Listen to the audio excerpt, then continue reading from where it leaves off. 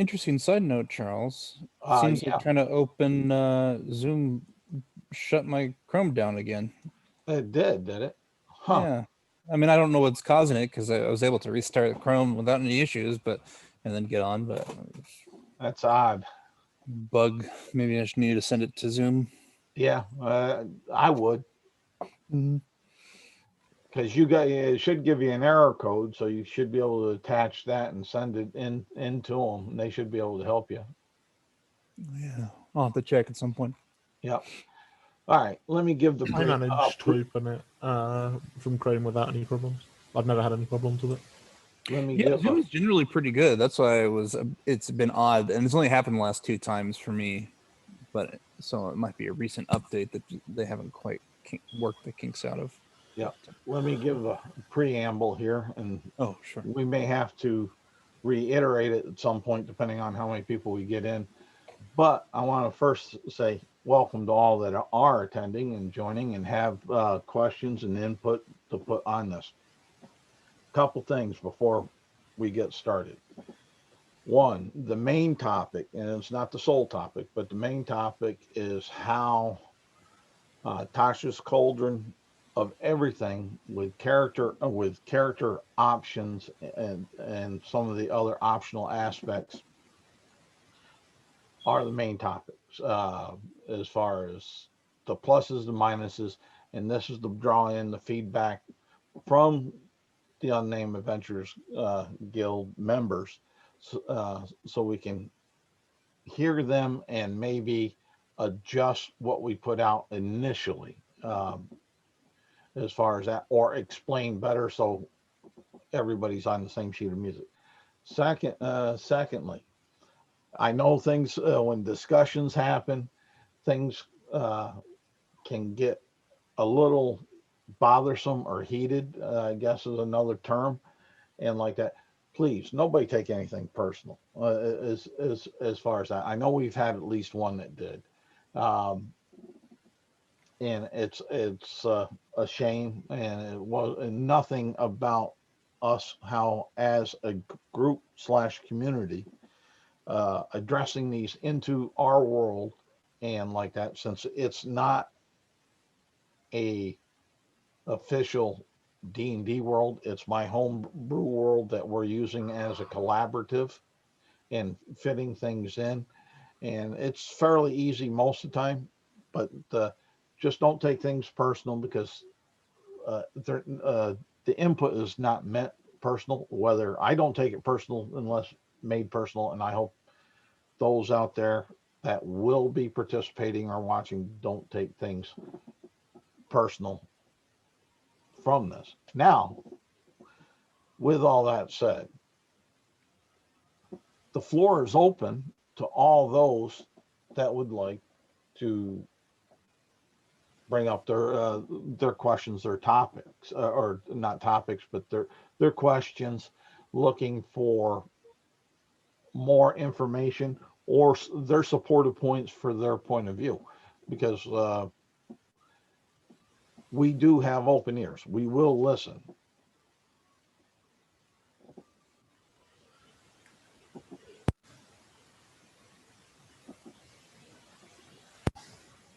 Okay.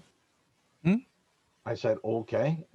Basically. Yeah. So whoever wants to start, go ahead and start. It seems good to me. Yeah, like I didn't have a particular, I was mainly here to just listen to the points that were raised, and I haven't been to one of the guild talks before, so I thought now was probably a good time to start. Okay. Seems fair. I mean, I think now would be the time to talk. Well, what I've always used it for is to argue things that I think we should change, which, on that note, I think we need to change the stat increase thing. Because I mean, well, I'll get to the explanation here in a moment, but I know we talked a bit about cups stuff, and it kind of made me realize something that I think kind of helps that circumstance. Okay. Go. You got the floor. Run with it, brother. Well, yeah, I stole it. I went first, so that's how this works. I think the reason / best way to make the proficiencies, languages, ability score increases, the custom lineage, and those things to make sense, both as a method to customize a character, as well as to, not just be ubiquitous in any game that maybe shouldn't have it, is to ask people who are using those customizing origins to take Tasha's as one of their books. If you were to take, Tabaxi, you would have to use Volos as one of your +2 for PHP +2. And since Tasha's doesn't have a lot of of races at all they have is the custom lineage, I think a fair balance here is to say, well, if you want to be able to modify your race, then you need to take Tasha's as one of your +2s. And that way you can kind of explain it and be like, well, because part of the reason for the PHP +2 is to have people not go way outside of weirdness things. Like, I'm going to be a Simic hybrid who has the haunted one background, and I'm going to use ability score increase changes and blah, blah, blah, and by restricting it to PHP +2, you kind of can bring it down to, a few unique aspects rather than something that's like completely out of left field.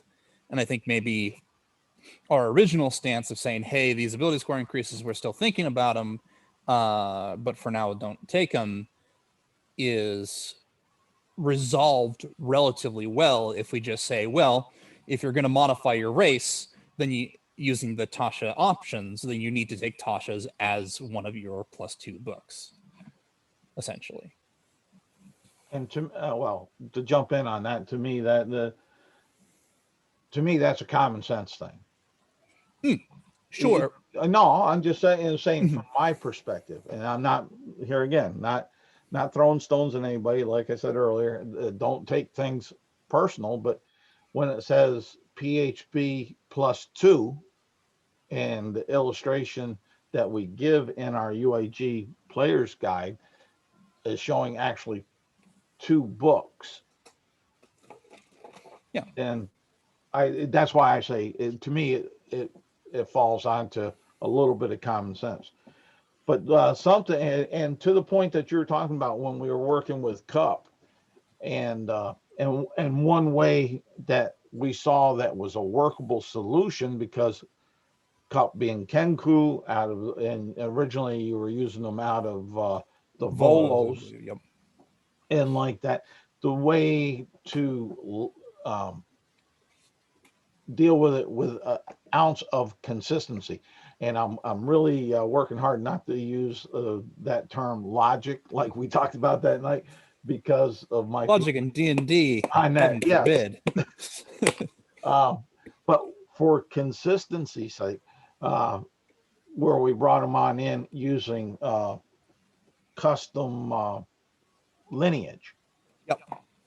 which fit the guidelines that they put there. But I also, let me blow this up so my old eyes can see it. And I was looking at it through here just shortly ago, probably about an hour ago or so. And where under the ability score increase over here on the final block, I'll get my little bouncy ball over here, where they use, for example, your race or sub-race increases your constitution. So with that, just with that statement, I'm looking at it as the gray area, even on to that side of it, let alone the custom lineage. But over here on customizing the origin, that you should be able to stay within the intent, I think, of the UAG and such. Bring in any of the official or quasi-official races under this right here, and then do your adjustments kind of like we did with Cup through that method. The alternative method, which we saw and we both agreed that it worked pretty well, was the custom lineage. Yeah, and the fact that the custom lineage exists at all is part of the reason why I'm like going, well, if a person decides to modify their race by having Tasha's as one of their +2, they're not completely out of racial options. It's not like suddenly they're restricted to their one race they picked and Tasha's. They can, take anything from the PHB, of course, but they can also take custom lineage, which is very flexible. Like, it's not as powerful as a number of races, Yanti or whatever, but I think that there's something to be said for, hey, these things in Tasha's, they're part of your +2.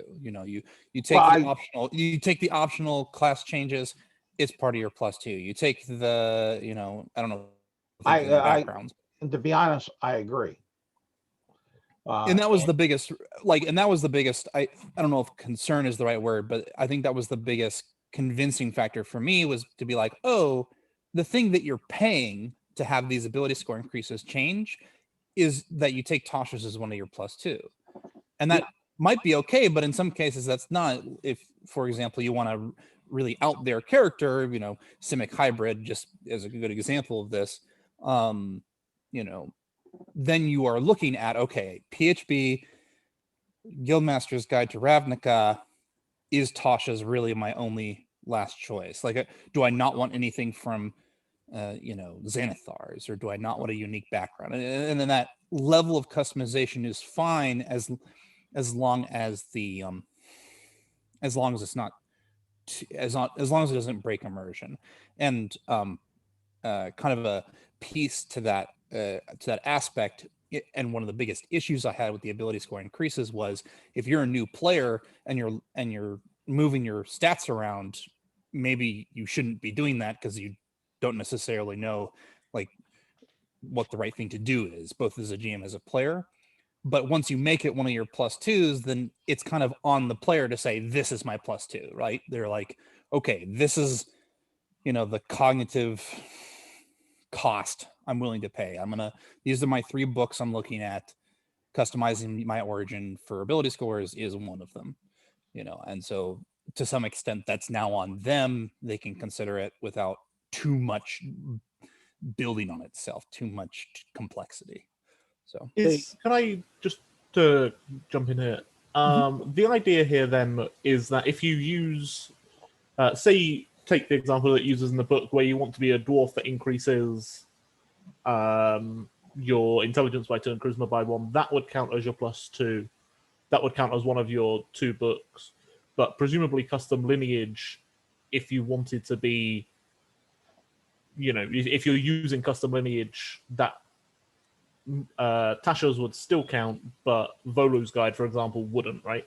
If you wanted to look like a Kenku but use the stuff from Tasha's, the custom lineage specifically, Volo's then wouldn't count as one of your 2 books. Correct. Yeah. And that's actually what ended up happening with Cup. One of the biggest issues I was having was going, I have too many books. I can't do what I need to and maneuver where I want.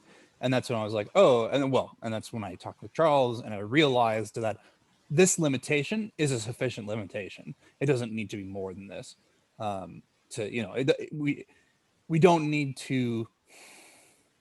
The limitation of PHP +2 both limits new players from overextending what they can do when they make their character, like overthinking it, basically, which is a big help. That's a big reason why I didn't want the ability score increases normally. And makes the ability scoring and costs something. It's like, oh, well, if there was something you want from one book in Volo's, but then you also want something from Xanathar's, then being able to customize the lineage is a restriction. You can't take it anymore. And see, and this is my personal hang up on on some of this, outside of my steadfastness because of tradition. When you're an old geezer like I am, tradition has a certain amount of value. But on our initial conversation back before the Thanksgiving game, and we were discussing this with some members and like that. I look at and I may be wrong, but I'm looking at ability scores as a representation of your physical, as far as that. So, in some of the examples that we used prior, like an elf being adopted and raised at a young age with the dwarves, it wouldn't, to me, in my mind, it wouldn't change your physical attribute. It would change your cultural attributes. It would change, and definitely would make sense. Efficiencies, for example. It would definitely make, yeah, your proficiencies, but also it would support why certain skills and things would change around, because skills are more environmental, taught, or cultural. That's my perspective at the moment. But even with all that said, I still kind of stand on the point that if you want to do this, and because it is so uh,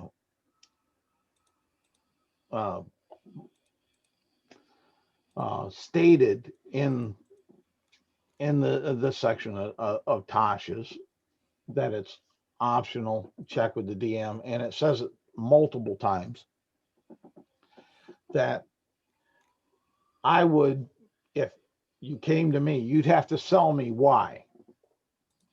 What, explain to me, sell me on that you got a reasonable reason why this would happen. Okay, I was, as an elf, raised by the dwarves, and because I had to live in their environmental conditions, and because I had to eat their fare and whatnot, that it kind of made me, my constitution a little hardier. And I'm just grabbing a hypothetical. Don't hold me to something like that, but something along that lines. And then I'd say, okay, that sounds reasonable to me. We can go on to step number 2. Yeah, and I think the biggest thing, and I agree with you, Charles, that it is definitely a GM thing. But I think the biggest thing here is the issue that does sometimes happen when a player goes, I'm having this really weird and interesting character, which can be really weird and really interesting, and like they can have thought it through all the way through, but the GM has to be explained every part. It's like, okay, so you're a Hissimic hybrid because of this, you have the Haunted One background because of this, like at a certain point, it's just, I have other players that I need to talk to and to consider for my game, and your character is almost too complex. It's like, I don't want to have to consider your entire backstory every time I write a single combat session. And this could be an issue in some cases, but I think the biggest thing is the PHP +2 limits that to each character. Each character is like, okay, here's my deal. Here's my shtick. Here's my thing that makes me unique. And, that +2 is where it's at. It's like, okay, well, this character was raised by dwarfs. I have these ability score changes. That explains that. I don't need to go into, that's the 1 or 2 things that you have to explain to me how they happened. Move on with the game, as it were. I think so. What I have found, I'm not allowing. In the game that I run, the swapping ability score things, custom lineage is fine. Swapping ability score things is something that I've said you're really going to have to sell me on this. One player has, and his explanation for why I don't remember what it was. He's playing, I can't remember for the life of me what it was, but he sold me on it by going, yeah, my character was born in the Feywild, and that's why they're getting slightly weird stats. And I was like, do you know what? Being born in the Feywild is definitely... Because for the most part, I tend to agree with Charles in that your ability score increases, in my mind, are a genetics thing. And I was like, you know what? Being born in the Feywild is something that I can see having with the way that magic works there, having an impact on you on a genetic level. It's something that, or if close it can generate, to, it's it's if being born there can cause you to become a sorcerer, if the magic is affecting you in that to that extent, then sure, I can see it changing you on a base level. But for the most part, custom lineage I think is fine. The other one, I've just said I'm not a fan, to be honest. And let me step in here for a second. please. If you take a look at some of the older versions of Dungeons and Dragons, and me and Charles kind of talked about this before, if you wanted to be a strong elf, you were a wood elf. That the different subraces had different stat blocks. That was sort of back in the day. In my mind, I think it seems a little limiting, and the whole reason for this book is to say, who's to say that every elf in the world is dexterous? Right. Why can't an elf be strong? In any genetic pool, if you use the word genetics, in every genetic pool, you have variations. Not just mutation, but variation. Yeah. Right. Correct. And so, mechanically speaking, as far as the math goes, it doesn't change anything. You either get a +1 to Dex or you get a +1 to Strength. Whoop-de-doo. It allows you to, I want to play a strong elven fighter, not a dexterous elven fighter. I want to play a strong elven fighter. And in order for me, as far as character building, which I enjoy character building, in order to character build with better potential. In other words, I want to be an elven fighter with a 14 strength. Whoop. Or I want to be an elven fighter with a 17 strength. I mean, there's a big difference there. Yeah, well, and actually, I think Cup actually kind of was the reason why I kind of pinpointed this note. I will disagree slightly, mostly because I just had a conversation about this on something else. If you're the difference between, say, sorcerer and wizard, are numerous, right? But the fact that the sorcerer list is more limited is a notable thing about sorcerers.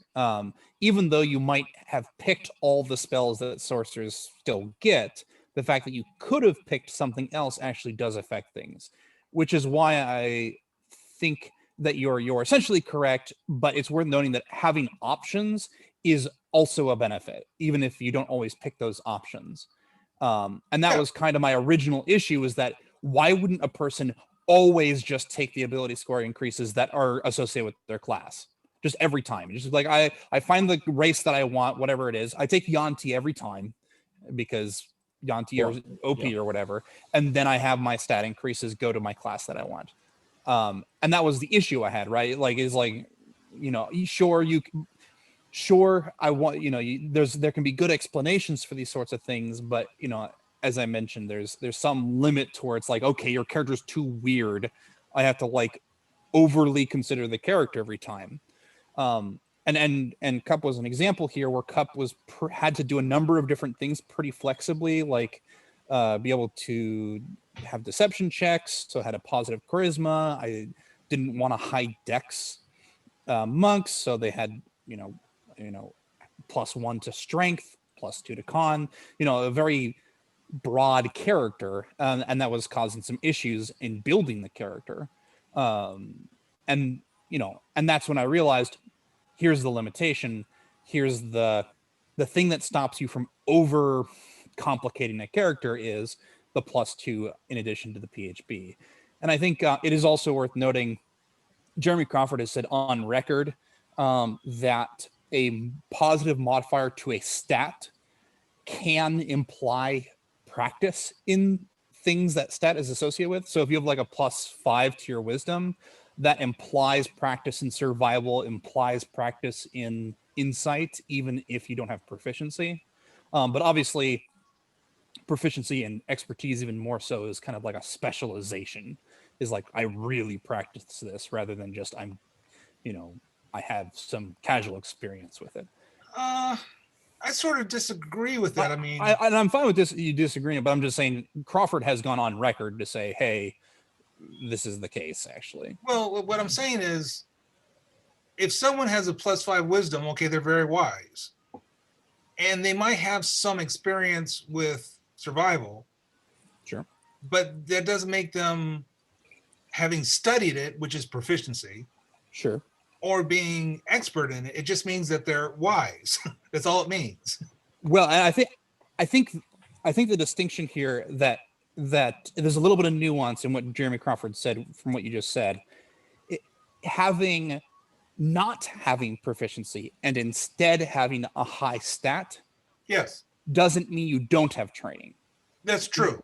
So basically, it's like, hey, if I'm a +5, I'm a 20 wisdom druid.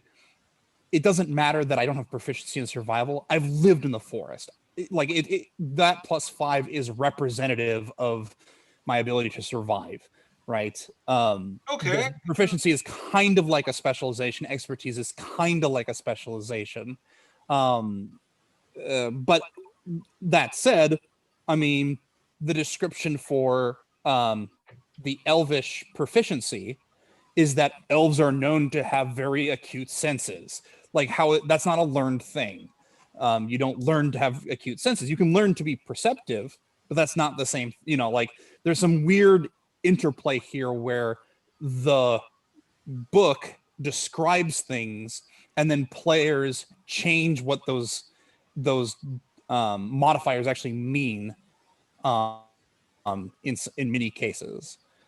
All I'm saying, I think in the long run here, is that having too many of those changes can be problematic, especially with new players. And so the PHP +2 is a good limitation in the sense that we can say, hey, you can take ability score increase changes, but that's one of your +2s. Like that's one that takes up some of the, we'll say, imaginative space.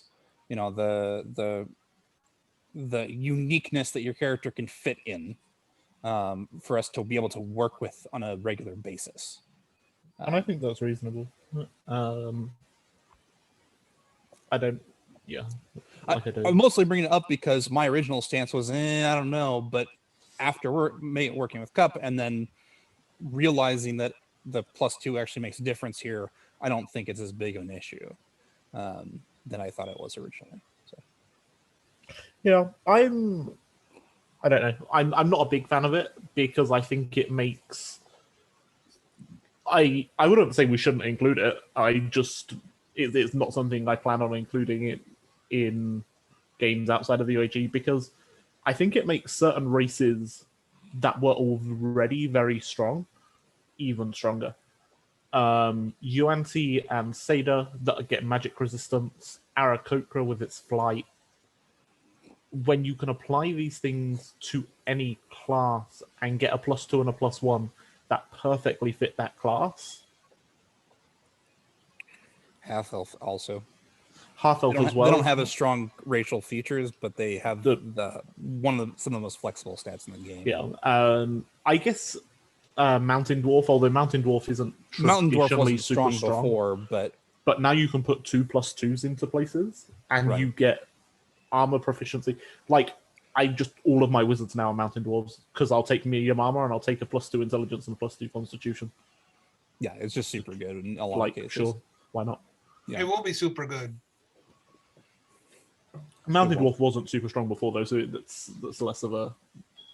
In fact, it wasn't super strong before because its 2 +2s were strength and constitution. Strength and constitution. Yeah.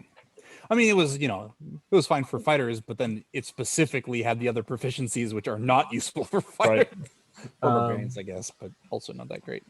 So I think that's my big reason for not including it in other games. Is it's just I've already seen players that wanted to use that start building backup characters for Yuan-Ti and Seda almost exclusively. I run a game for 6 players, 3 of whom wanted to use Yuan-Ti. I then had an Aarakocra and 2 Sedas because Well, when it you was can one put of the stats- limitations for Yuan-Ti, even though I don't know if it was intentional because monstrous races weren't supposed to be super balanced. But Well, that's true. one of the limitations for Yuan-Ti was charisma and intelligence aren't super great. Like, they're okay for a number of casting classes, but They're not stats that you But they're not the- realistically want on the same character most of the time. most of the time, yeah. But yeah, that's my 2 cents. I think the PHP plus 2 kind of solves a lot of the issues that ability score increases I had. I still think that people should have good explanations for it, but I just don't think a person needs to, when a person comes into a game, they should be ready to explain their character. And the stat changes can be part of that package because it's part of their Tasha's choice. They're picking Way of Mercy Monk, and they made stat changes.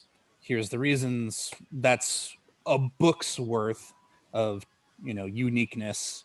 It won't go too far because of the plus 2, and that's my argument for including it. yeah, I'm not sure. Like, obviously, it is a limitation. If you're already intending on using a subclass from Tasha's, I'm not sure it's a huge limitation because spells and feats can be taken from any book, regardless of your PHP plus 2. So, if I'm planning on building a Fathomless Warlock, well, actually, I've still got access to Xanathar's Guide spell lists. So, yeah, it's not a huge limitation. I agree, but I think the race, background, class could make a difference here. Yeah, I think the big thing here, though, if you're already planning on playing a Tasha, I wonder whether it will drive people to play Tasha subclasses, because if you're already planning to play a Tasha subclass, then why would you not move your stats around? Like, it almost feels like a benefit for using Tashas at that point. That's true, but that argument could not only be made for, but could be made more concisely for optional class features from Tasha's, because that's definitely something that you need to take Tasha's for, right? And those optional class features are usually just benefits stacked on a class. It's just better, which is part of the reason. I was initially going, I don't know if this is a good idea, but Charles kind of convinced me that there was a lot of good things for them, and the fact that you had to make that choice and stick with it meant that you're kind of choosing to take almost another archetype through Tasha's, if that makes sense. Yeah, I think a lot of with the way it's working, with everything that's included in Tasha's, I think it's difficult now not to include Tasha's in your PHP plus 2. I would agree. Yeah. And maybe that's a problem, but that's a problem that we can think about later once we see that everybody is making Tasha's characters. I mean, I don't... Because I think the only other solution is to say, well, okay, those optional class features and the racial changes are all included. They're just always for everybody. Yeah, I'm or not to sure say that's never included, the but solution. you get the idea. A blanket I think answer.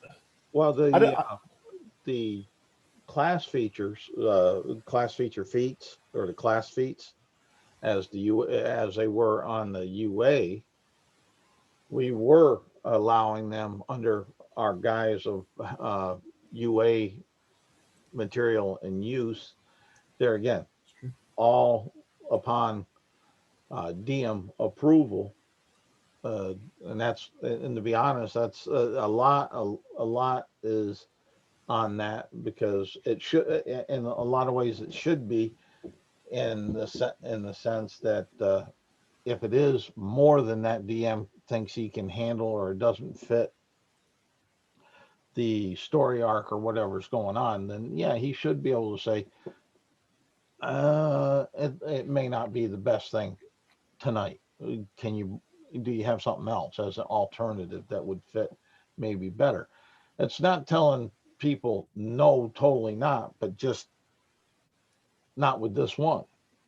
A lot of times.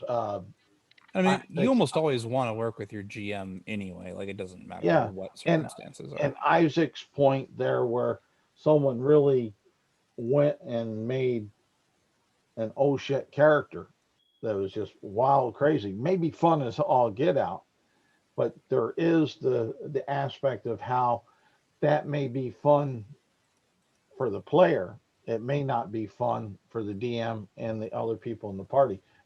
Simply, and on this one, I'm just going to go with simply with what Isaac was alluding to and did kind of say, is because now as a DM, you got to try to remember, in a sense, what this a bunch of this other alternative information about this particular character that may be drawn from 6 different resources, and when it applies to see, because I know that Isaac, myself, as we're DMing, we do try to cover down on things that the players may forget, and not that we'll tell you use this, but we'll ask you to help foster thought on, oh, is this the right thing to do?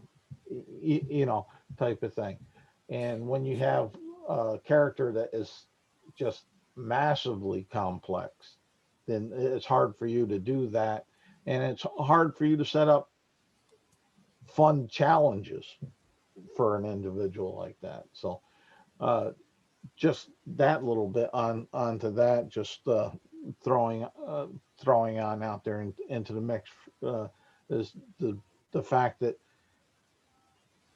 talk with the definitely talk with the DMs, and I'm sure as DMs we'll make things work. And if we have additional DMs come on board, we'll make sure that they understand that that's an aspect that we expect out of our DMs to work fairly unilateral, on a form of a standard, so it doesn't mess up one or the other's story arc badly. The other thing is since it was we were talking kind of on the class feats, is under the UA we were allowing the class feats and like that, but now that they got the official, what you could say the official version of the class feats, then under the UAG player's guide directions, anything that's changed from UA and has an official version, then that's what we swap to. The official trumps the UA. Just putting that on, and I'm sure you guys all know that. And I'm not worried about you guys so much, but we do have people that will watch this later, or are maybe watching it and like that, and that will help them understand a little bit more of the operations, if you follow what I'm trying to do. Sure.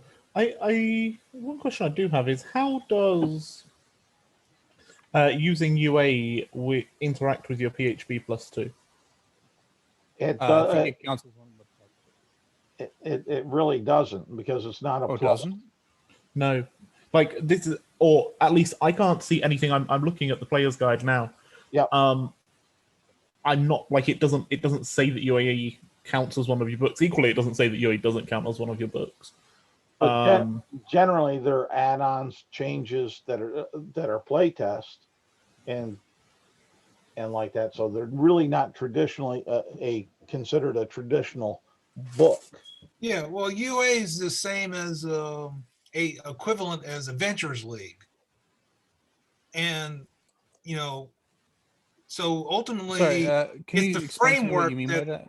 it's the framework that people play in, and within that framework, you get, the player's handbook plus 2 books.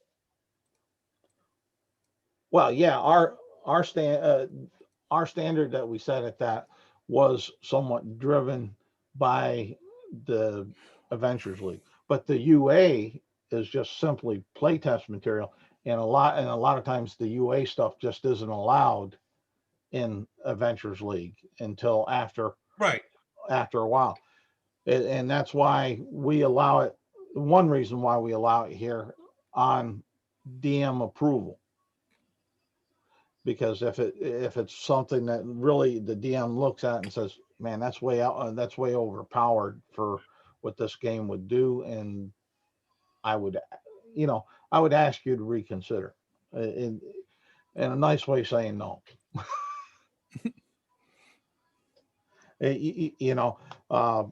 Just because it's in the UA, and just because the UA is pushed out by Wizards doesn't mean that it's automatically accepted. We put those caveats on there, and we also asked if there's when playing UA stuff, since it is playtest, is to try to give Wizards of the Coast feedback on it, so they so to be useful for them and such. I think we found a workable middle ground with that, and then now that we got the class feats made official, though I would say, and I may be pushing myself out on the limb, but I would say that the class feats that are in the UA now, if you were using those, you would need to use the ones that are in Tasha's. Yeah, certainly that's how I read it. I think that's correct. I mean, there is some confusion, but I think the general, association is that Tasha's is a lot of the UA stuff put into a book. Yeah. I was looking at the UAG player's guide, and it actually, so it definitely is the case that it's not clear on some of these things, but it does seem to imply that it's referring to races, classes, and backgrounds as the limitations, and then includes Unearthed Arcana in that as the +2. But either way, we need to clarify it. It's definitely not clear. Yeah, we can, and it has to be approved by the GM with any UA, so it's almost less of an issue in that case. It's kind of like, hey, GM, if you don't want to have to think about this extra stuff, don't. Right. Whereas with like Tasha's, now that it's officially released, it's like, okay, can a player come into a game expecting to be able to use this stuff? The answer is yes, but we need to make sure that the answer is yes. It's not, something else. Yes, yeah. What happens if a player is using a piece of UA that doesn't get published? Can they just go on using that? That's I a thought good the question. UA was it had to be approved. It's not official. That's what I mean, in that it doesn't have the same issues as other things where it's like, okay, they know that these things are allowed. It needs approval first. But it is a good question. Yeah, I was going to say it's a good question, because I have a couple characters that would impact, to be honest, because I have a couple Ranger, like I don't have enough of them. Never. Yeah. Do you have any non-Rangers, Charles? Yes, he does Gaw. I got I'm Gaw. very happy when he did that. And I got my Warlocks, and I got my Rogues. I'm just messing with you. But even around that, most of the time I got my Warlocks and Rogues are multi-classed with Ranger. Yep. Yes. Well, I'm waiting for God to start taking Ranger levels, I'll be honest. That would be fair. But with the close quarter, I think it's close quarter It was a fighting style, a fighting style for your range weapons, where you don't get the disadvantage if you're within 5 feet. That was not translated over to the official in Tasha's. So that has posed that question off to me onto those that you just asked. And I would have to ask the GM in that game how they would reflect upon it. As a player, I'd say, don't take it away. As a GM, I would be like, well, we do say if it's made official, you go with the official.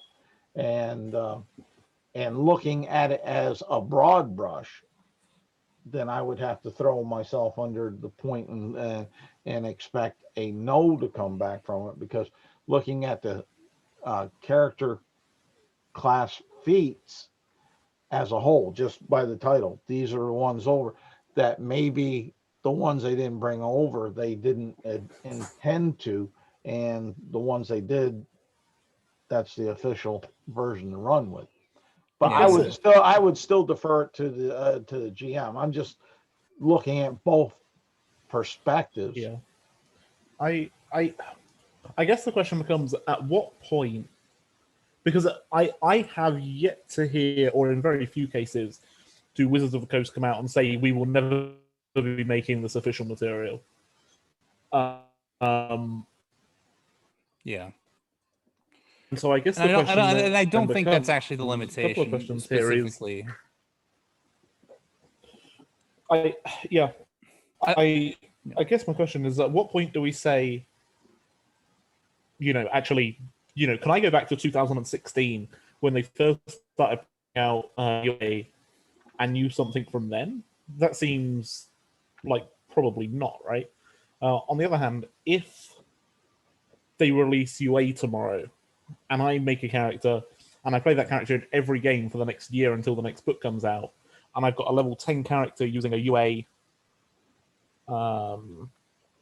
subclass, and then it doesn't get published, what then? Can I no longer play that level 10 character? Do I have to swap to a different subclass? Yeah. So, there's a lot of solutions that would happen in the case of like what the GM wants to do. But I think the main thing is that if it's UA material, it needs approval. And if there is an obvious swap, like, oh, I had the blind fighting style option in my fighter, and now Tasha's has come out with the real quote unquote version of it, just take that version. Like that's the easy stuff. Anything that doesn't do that, anything that doesn't immediately transfer over, that's when you have to go to the GM and be like, hey, this is still technically UA. Is there a replacement for this? That's under a different name I didn't notice. Can I keep using it? And I think in most cases, if you started with it and you've been running with it, it's not as much of an issue. But there can be cases, like a couple is a good example. I was trying to figure out how to build them, and I was like, I have too many books. I need to restrict my book selection. And I talked with Charles about it to make that work.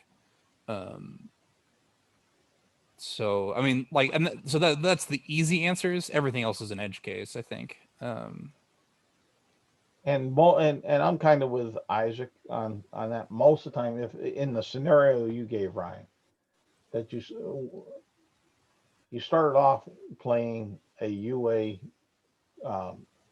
class or subclass archetype, and then they made an official version of it. Well, I would say go with the official.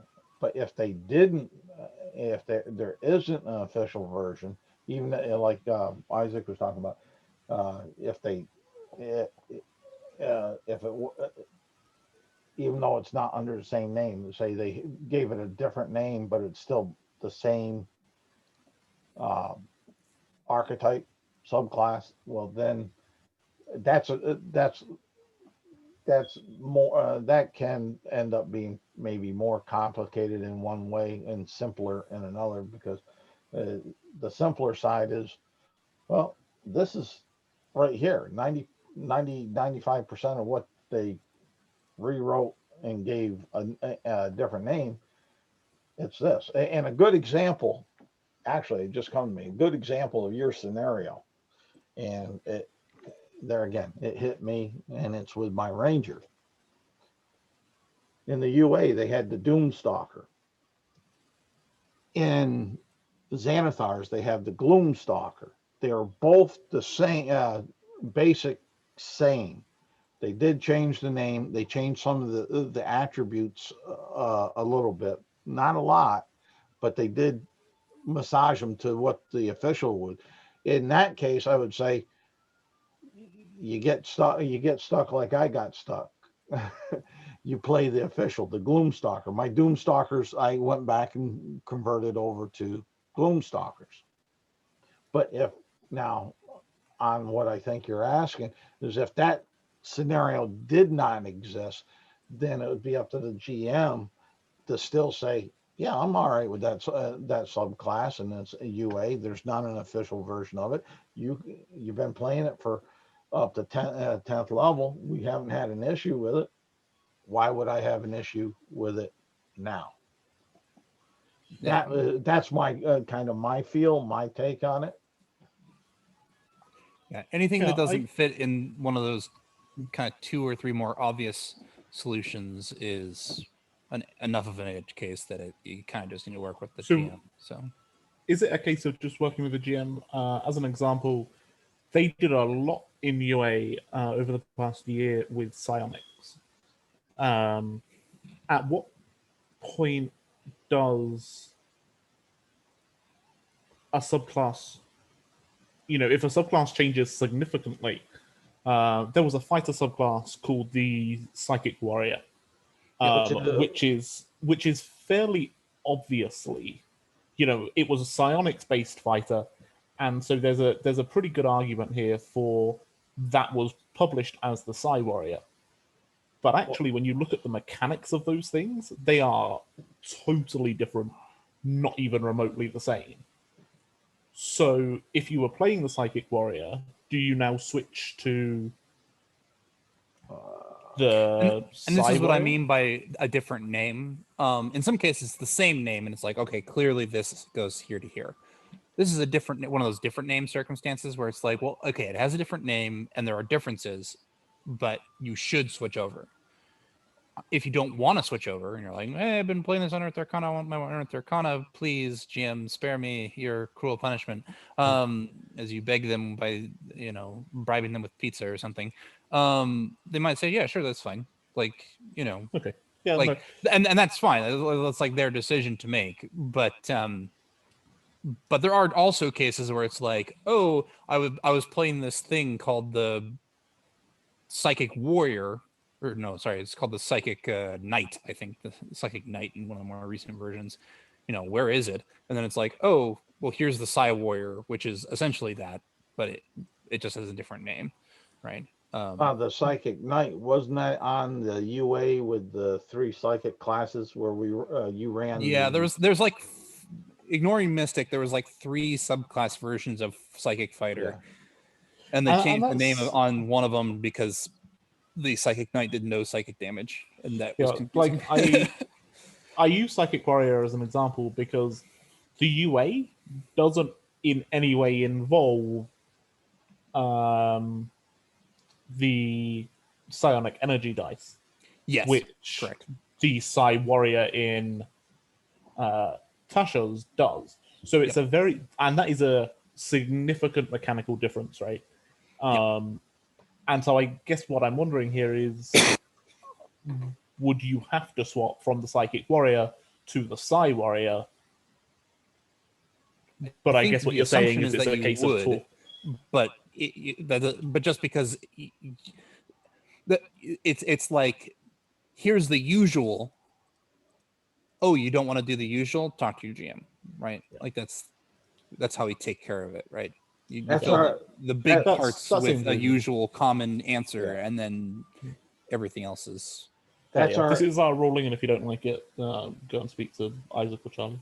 Well, the thing is that's our. To be honest, that's our catch-22.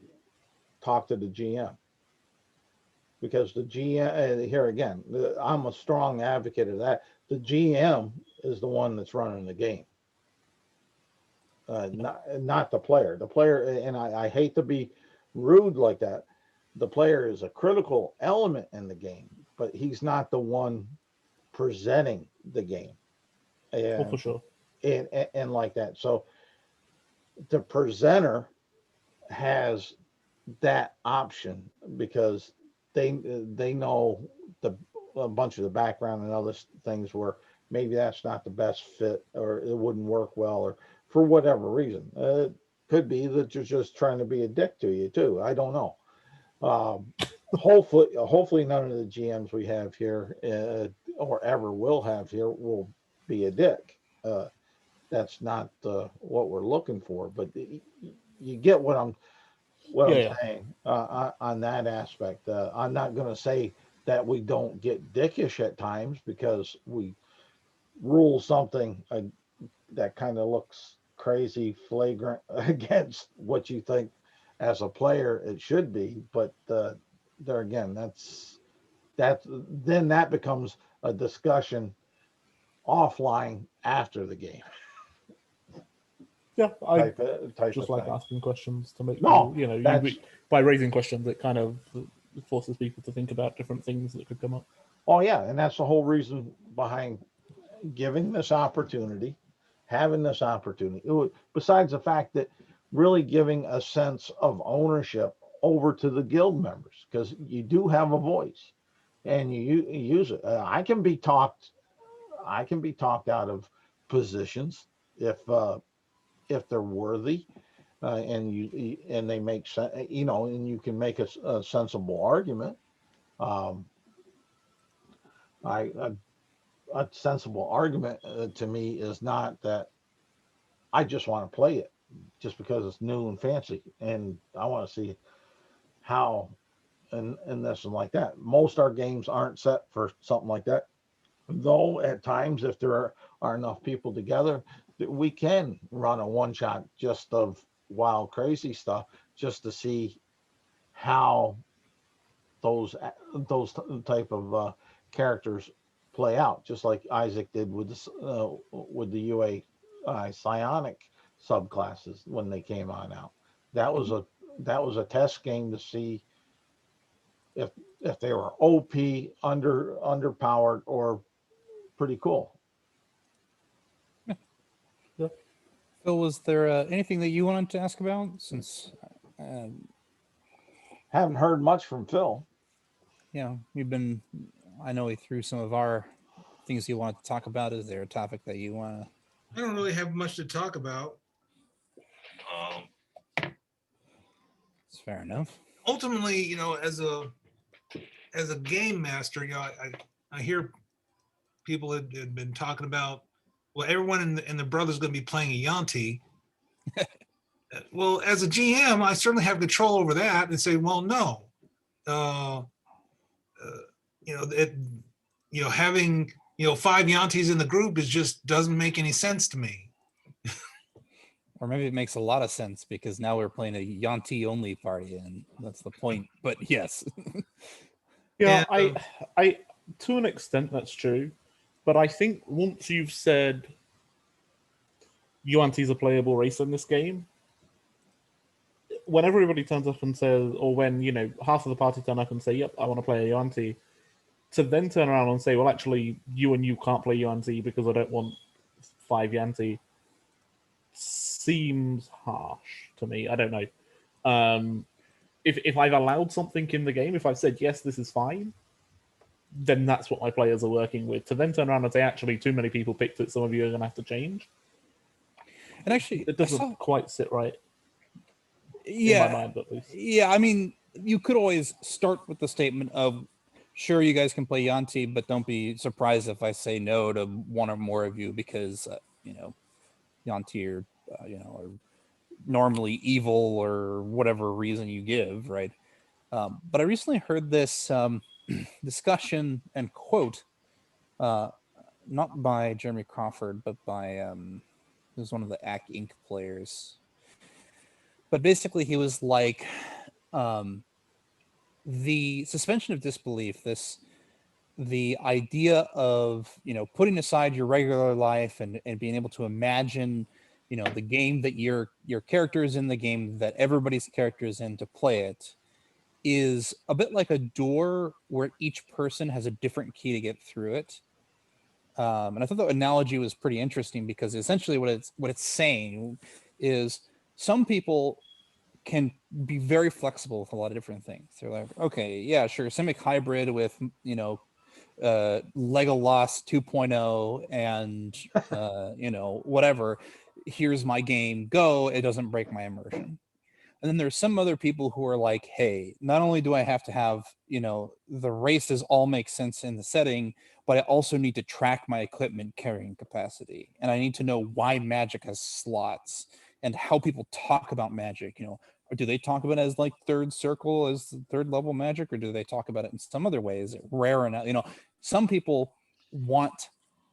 need in order for them to feel that suspension of disbelief, to buy in to the game, they need a lot of detail. Whereas other people, it's like, meh, okay, fine, I'm in, you know.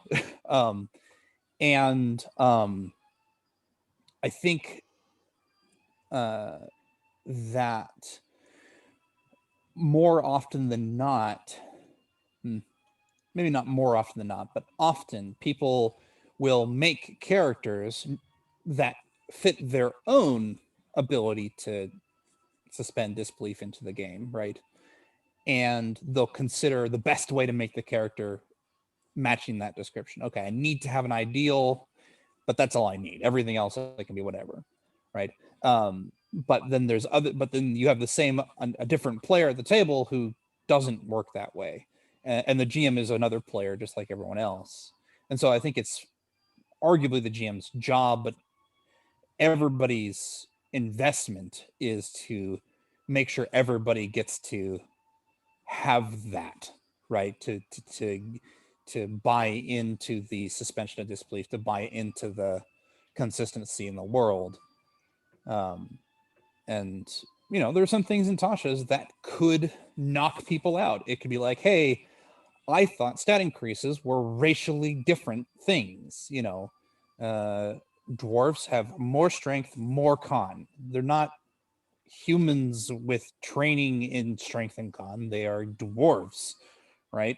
And to play a character who is a dwarf, but they're, you know, a dwarf bard, and they have to play against type because their strength and con are higher than most optimized bards would be, is part of their fun. Like, I feel like I'm in the world because my own character has to overcome these limitations.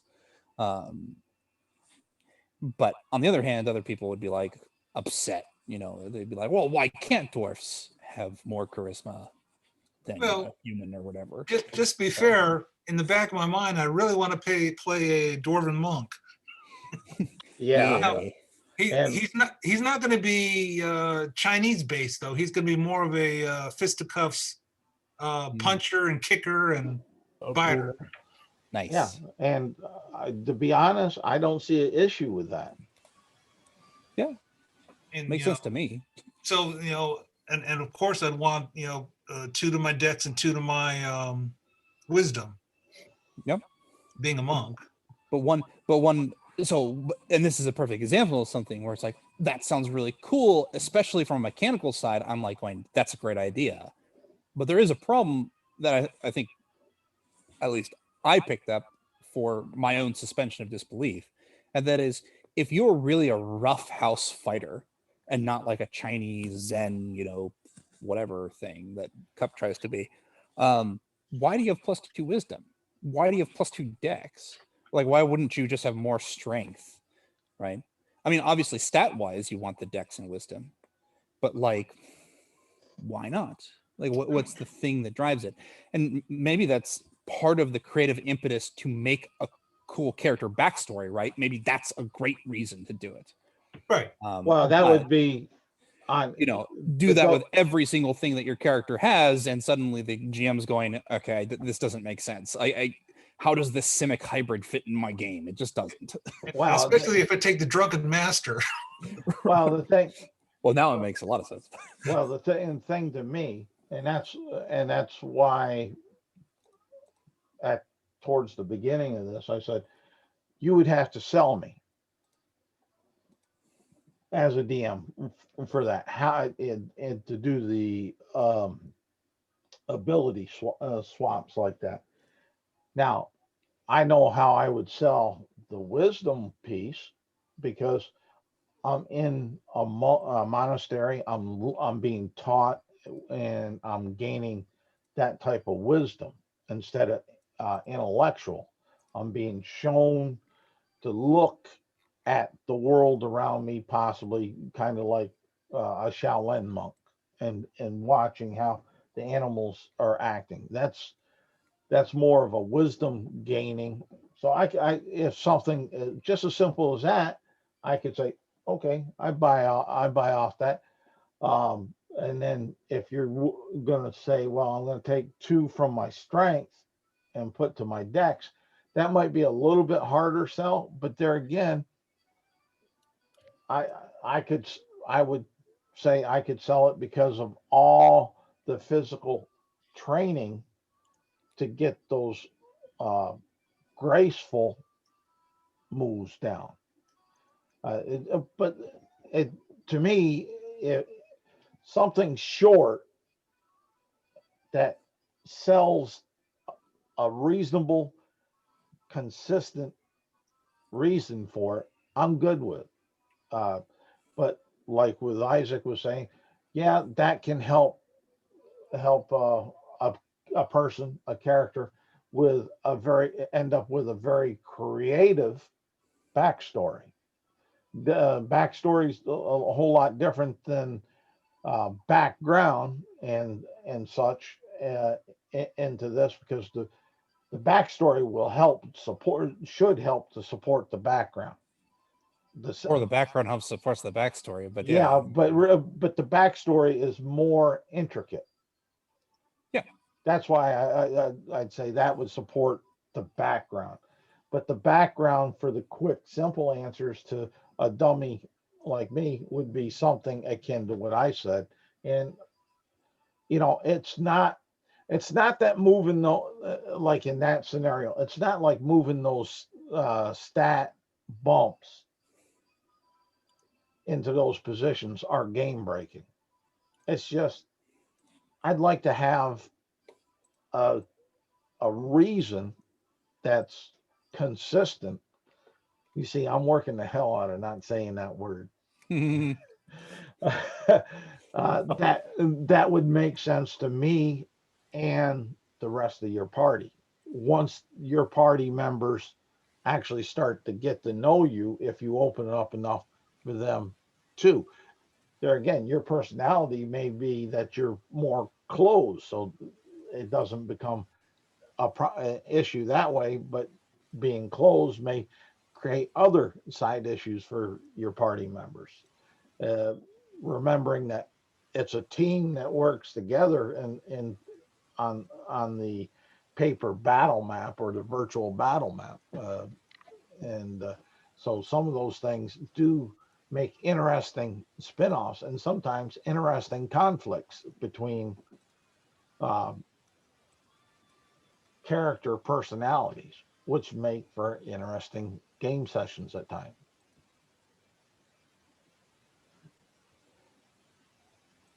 Did that answer you, Phil? Well, I understand your perspective. Okay, that's all I can ask and for. your perspective is that you're an old fogey. Yes. Prove. Yes, I am. I'm proud of it. For the world to know. I've earned that. But go ahead. I'll stop interrupting. No. Well, me and you are give or take about the same age, and yeah, I don't see that big of a deal about it myself. Well, and it may be because I tend to be a little bit more reasonable. Well, no, I don't know about reasonable. I would say a little bit more reasonable. It's like, but ultimately, a +1 to strength or a +1 to dex, like you said, it doesn't really change anything. Well, can, and that's the whole thing. Trying to look at the picture, not from. So I do know you want to how- know? Do you want to know how many monks I have made that are wood elves? Oh God. Please. This is why I played Kenku.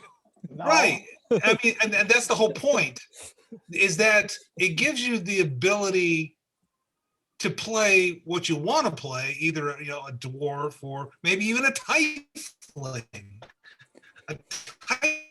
monk, and make it mechanically to where you're not just sucking wind all the time. well, and like I said before this, on when we first started the conversation back before Thanksgiving, and have reiterated here, I'm not against the aspect of that personally, but meet me part way is what I'm saying, and give me something I can work with that makes it fit in my head, so I can fit into the co-op of immersion, Right. instead of turning around and saying, well, he's a dwarf, and how's that fit? Just that momentary pause is enough sometimes to break you off of a good uh, immersion role, as far as that. And some of this stuff isn't for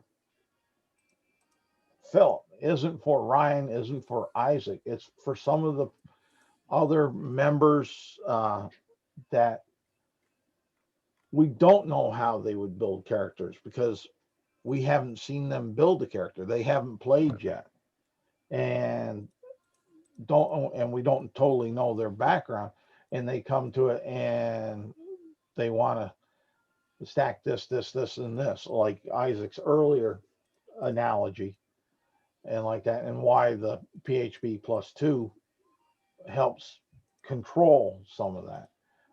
It brings that reasonability back to reality for the game. And It helps avoid the breaking of immersion, is what it does. There are some people who need more consistency, and having a more middle ground on it is useful. But I do have a question for you, Phil, because I actually think this is a question that I don't really have a good answer to, and I think I would like to hear your feeling about it. And we'll just use the ability score, swapping as the example. Would you prefer that no one can do that unless the GM specifically gives permission, that everyone can do that unless this GM specifically denies permission, or people can only do that if they take Tasha's as one of their books, one of their +2s? I'm just going to pretend that those are the only options. Ultimately, I kind of see the next iteration of Dungeons and Dragons 6.0. And they will describe a dwarf, with blind sight and blah, blah, blah, blah, blah, blah. And then they will say, you can have a +2 to one stat of your choice and another +2 to another stat of your choice. I see the game evolving. So to sort of answer your question that you asked, although you still need to kind of check it with your game master. Yep. I would not be adverse to have someone come up to me and say, "Hey, I'd like to play a dwarf with a high dex instead of a high strength."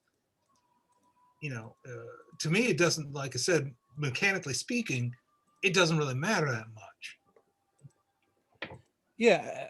I mean, I'm not going to make a judgment call as to where they decide to design the game, although I don't necessarily think you're wrong.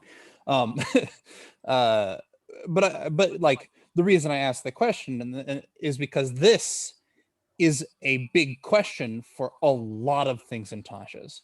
The language changes, the proficiency changes, the additional class options. A lot of these things are, do we give them to everyone so that not everyone needs to take Tasha's? The big thing that Tasha said is that a lot of these are optional. Right, but optional doesn't clarify in what way they're optional, right? Well, Optional could be, well, actually, Well, heck, option, I have this paragraph right here. I'll just read it. well, optional is also the feats.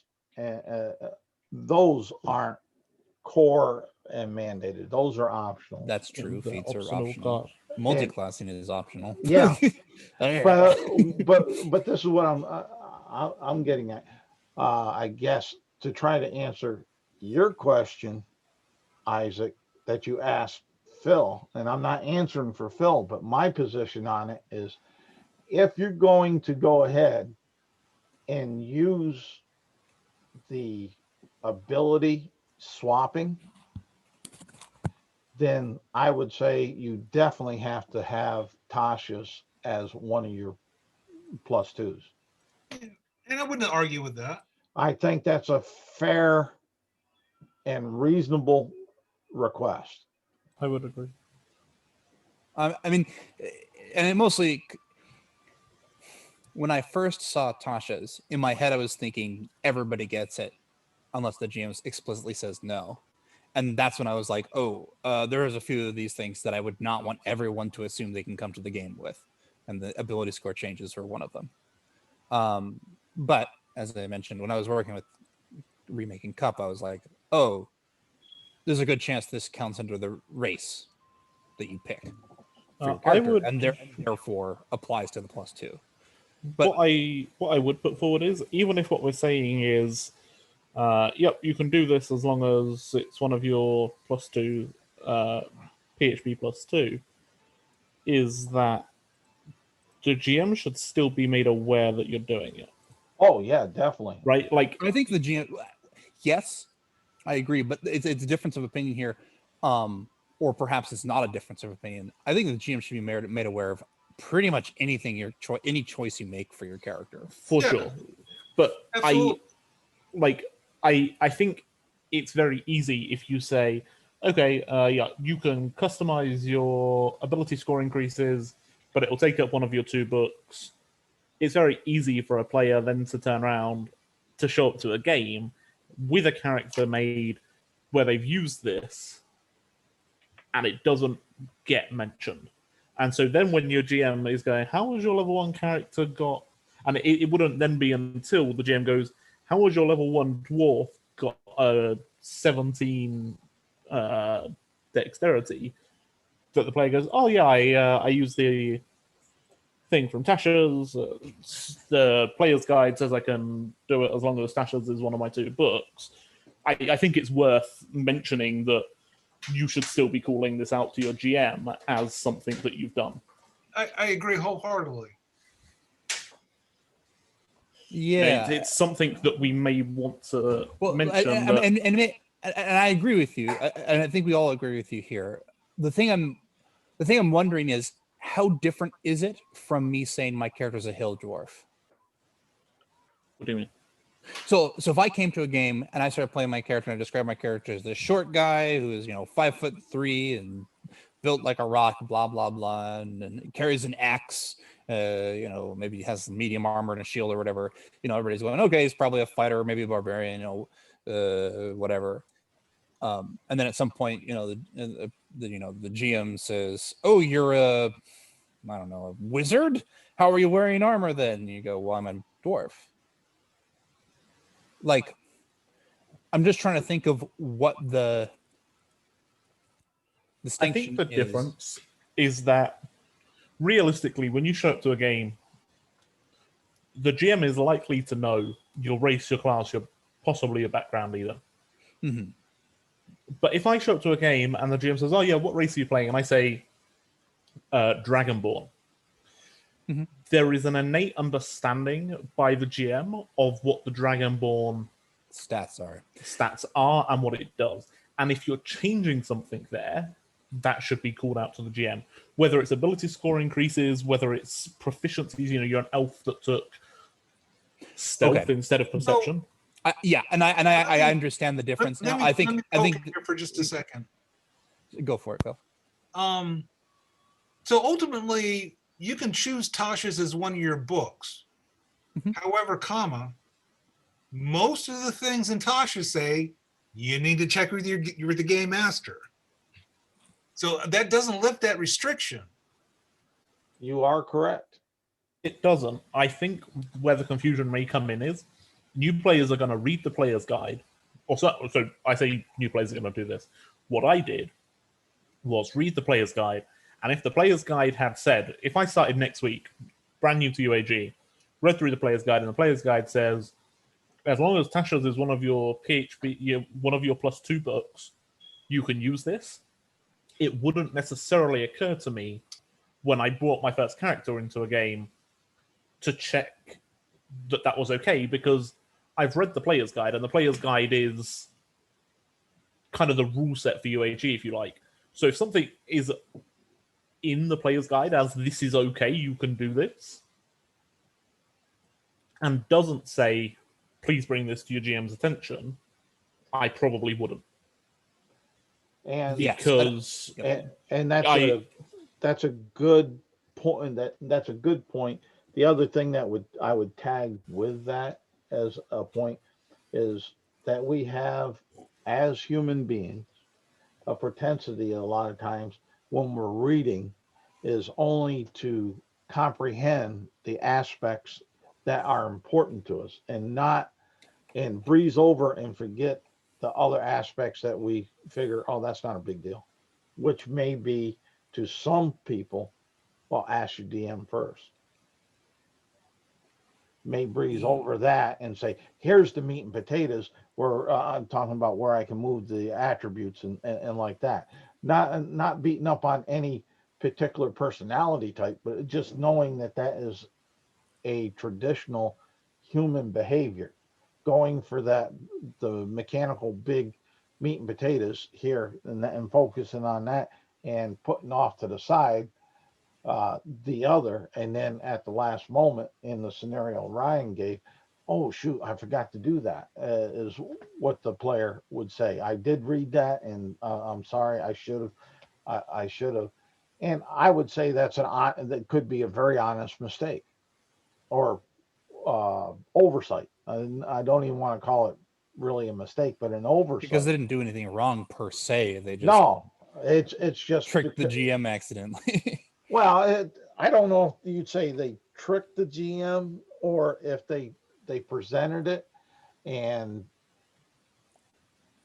they did everything truly basically right by all the guidelines they're given, except they didn't follow through on that 1% out of the 100, which was ask the GM. To me, that's an important one. But just some aspects where people have come from other games where that's not as important because they had maybe GMs that, oh, that doesn't matter. Just bring it. Just bring it. Just bring it. There are guys out there like that, and God bless them. They got a lot of flexibility. But you're talking about an old man that's trying to keep things somewhat standard, because it's not just, as we were talking before Thanksgiving on these topics, it's not that it's just a one GM run world. If you one GM run world, then you've got a lot of flexibility. You can swish and sway and get back onto where things are balanced. But when you have multiple GMs, that's why we try to have these things, and why we have the UAG player's guide and things like that as resources to help, so we have a consistent base standard. See, I got away from that word again. See, and that's kind of why I raise it, because I think it's very easy for players to read the player's guide and make the assumption, a lot, because almost everything, even down to multi-classing and feats, says you should check with your DM before you do this. Correct. Yeah. Now, it's very easy to read the player's guide and go, oh, right here it says one can multi-class up to a maximum of 3 classes max if they have the prerequisites by the PHP. I don't need to check with my GM because it says I can do this here. It's very, very easy to read the player's guide and assume that means the GM, like, it's fine. You don't need to check with the GM. And this is actually why. So this is why I asked you what's the difference, because I think I know what the issue is. I think I know how this should be phrased for it to make sense, because what it actually should say, what the statement that should be included in the player's guide should say is, you need to tell your GM your character's class, background, race, any modifications to those things, including Tasha optional rules, archetypes, multi-classing, etc. UA content, right? This isn't a Tasha's needs to be specifically pointed out issue. This is a new players need to know that a lot of the stuff that they might choose for their character, even if it says in the player's guide, yeah, this is okay, that the GM needs to be able to work with it. And I think this is the distinction. D&D is a cooperative game. Some people come into the game of D&D, and maybe that wasn't true for all editions, right? But people come into the 5th edition version of D&D new, and they might be like, well, okay, so we're all against the GM. We're trying to win, right? And that mindset will completely mess up all their, all the design. Well, you have a good point there, because focusing, and we do need to clarify definitely with things now, the character build information, so it is clear for folks. And the other thing is with literally new players, regardless of age, but with new players that never played the game before, they have no idea. The game, what may have got them into the tabletop role playing, may have been a computer game, an MMO, which has a different feel, vibe. I don't have to ask somebody to do this. I just go in, as long as I have enough gold or credits or whatever, and I build my character, and there it is. So it's an honest situation of misinformation, because someone may be used to that environment, and then they hear about D&D, Pathfinder, any of the role-playing games, and they come to it, and their expectation is the same thing, because that's what they're familiar with, and they come to find out that, ooh, it's not quite the same. I don't know how I'm gonna like this, because now I get this gee whiz idea where I would build my character on my PlayStation or Xbox or whatever and not have to get approval. But now I got this gee whiz idea, and I'll put it together, and now I got to see if that idea is as gee whiz as I thought. So a case of expectation management by clearing up our character build information to minimize player dissatisfaction. Yep. I may be thinking about completely the wrong group here, even. I may be completely making things up. I do that occasionally. Did it used to be the case in UAG that players would post in the event information about the character that they were bringing? That would be true for any GM who wants to know the characters ahead of time for like one-shots and stuff often. Yeah, and it would be things like name, race, class, race, the base, passive perception. Yeah, correct. The our base use information, and I know I like doing that. I appreciate people that do that, but I know I haven't. And when I listed the events, made it a mandate or a request, and there again, it may be a do out that need to start redoing that, because because it helps in more than one way. besides yeah, helping the I would GM, it helps the actually argue other it's players. so useful that it should be in the player's guide. Like maybe they don't have to type it, but like it's to the point where it's like, actually, this is so useful that maybe it's just people should know you don't hide this stuff from your GM. Like this isn't a confrontational table. These aren't confrontational tables. I'm not out to kill your characters. So don't, if you hide something from me, I'm more likely to kill your character because that means that I either don't know about something that would save your character, or you've angered me because something I planned for got ruined because you were like, oh, and by the way, I have immunity to chicken pox. I don't know. Well, Yeah, you might anger me as a GM, but this is one statement I can put on here that I know I can live by and live with, and there's nothing out in my past to prove otherwise.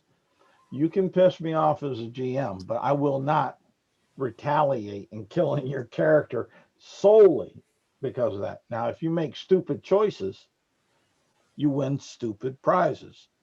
Woo! Yeah, I raised the idea of posting information because that might be one in the event, because that might be one way of players bringing ability score changes to the GM's attention. Is if you're posting character information for each event, then that is something that we can say, actually, this is something that when you're posting the event, you should include. And you were definitely correct about that. The only weirdness here is that, like, if I'm posting the Curse of Salt Marsh event and I say something like, and post your characters on this event for those who are playing, it kind of implies to some people that, oh, well, that means I can join in this game if I make a character. Well, the thing is, I wouldn't want somebody to join in the game if they haven't talked to me about making the character. But that said, I talked with every player to make sure, well, then not individually, but you get the idea. Like, I talked with all you guys to be like, hey, let's make characters, right? So it's the same concept. For sure. The Ghost of Saltmarsh is a slightly weird one to me because whilst it's operating within the UAG framework, it's more like a campaign that's being run, and there are already differences from the UAG in terms of the stat arrays that we used and that kind of thing. Yeah, I think the stat arrays were a replacement for dice rolling. Was the main. Yeah, for sure. And there was some, some other like immersion things, like renaming the armor and stuff. But you get the idea, yeah. But I think in general, that's posting that information in an event is a way for it's a solution potentially for people letting the GMs know that, hey, I've swapped my +2 in strength for a +2 in charisma. Well, post it in the it's a good solution. I'm just saying that, like, it should be in the player's guide. Like, it's that useful. Sure. Like, well, I agree. It should be in the player's guide. I agree with Ryan, up to a point. You don't need to say you got a +2 into this. I think for the GM's purpose, just add on, have their a statement using Tasha's.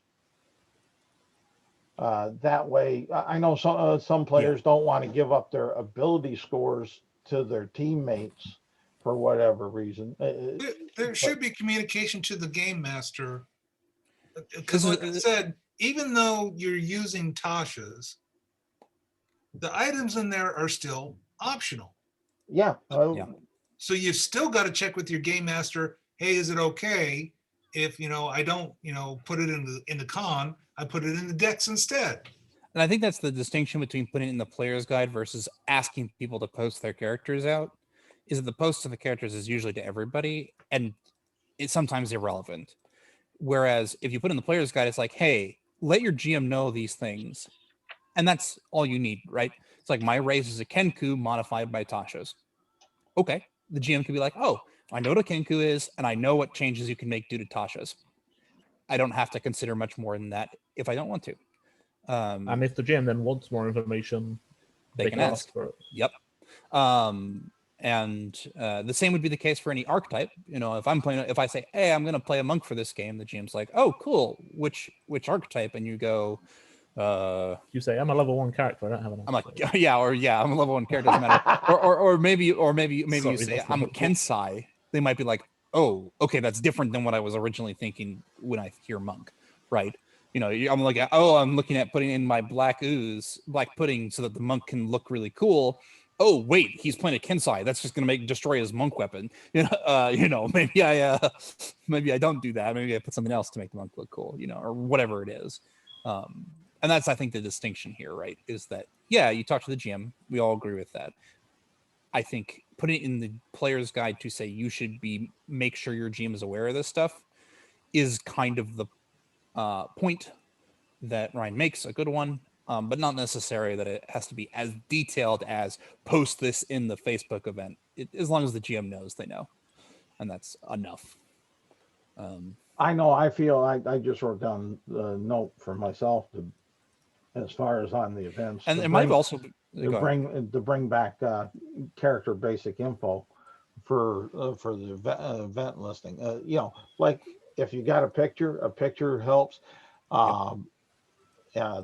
The name, the race, class, the basic stuff that we used to do with it. Not so much, and then in the event, it's not so much for the DM, but the rest of the party. So it minimizes the talk about what do we need for the party. Well, you can go look at the event and you see what the party is consisted of.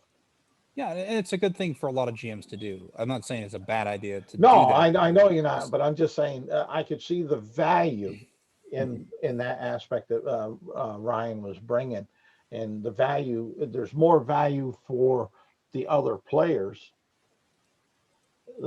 to make it more efficient for them to know what they want to play, bring, or what's already in there, than it is for the DM, because when we make when we clarify the character build information in the player's guide, in there we'll have where it does say under the talk to the GM about blah blah blah blah, and that takes care of the GM side, but the other in the event will assist the player side, the players a little more is all. Yeah, actually, I think it's. Go ahead. So I think it's possibly fallen out a little bit because of the nature of the games that are being run at the minute, whereby we have a fairly consistent, the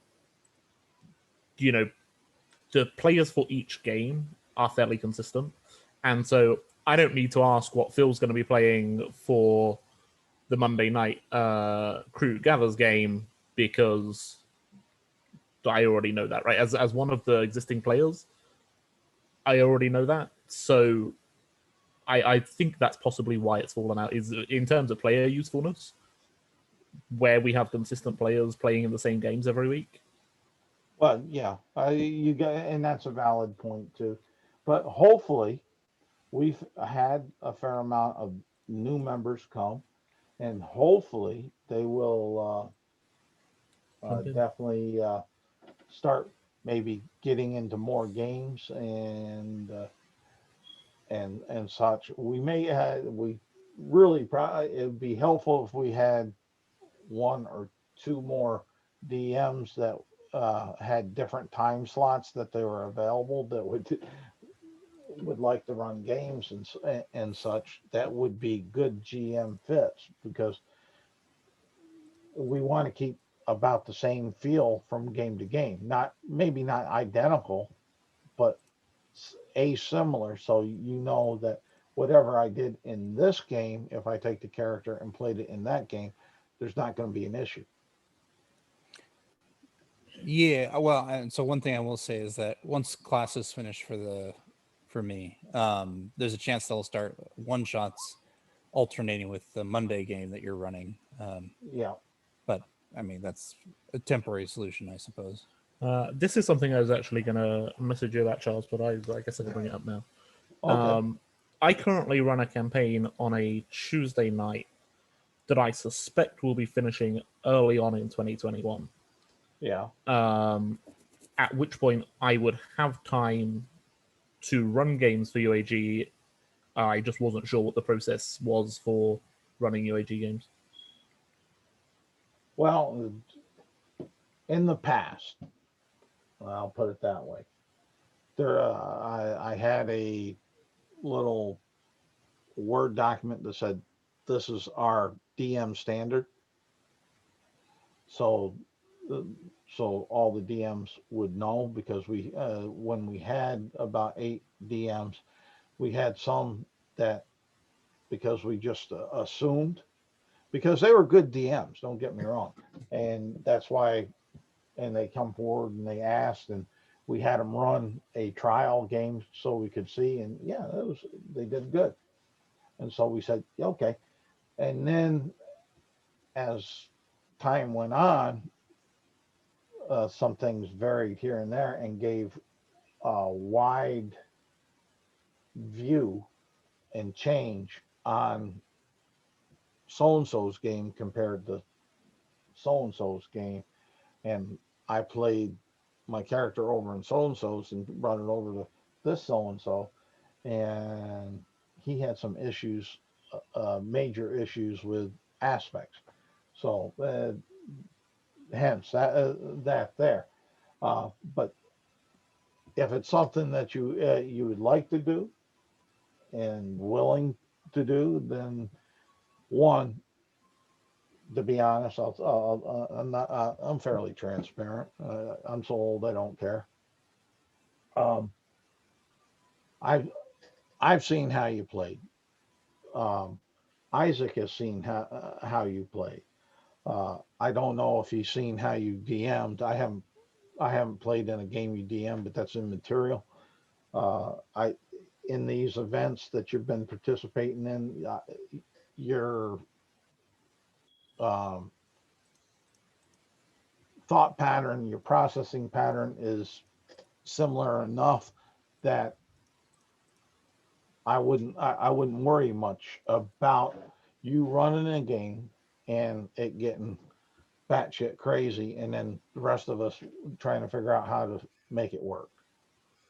So certainly to start with, my intention would be to run kind of a series of one shots anyway. Yeah, but you know what I'm saying. So that when you get to that I think that was a point, very convoluted way of saying we think you're a great person and player. Yeah, it's like we don't think you suck, Ryan.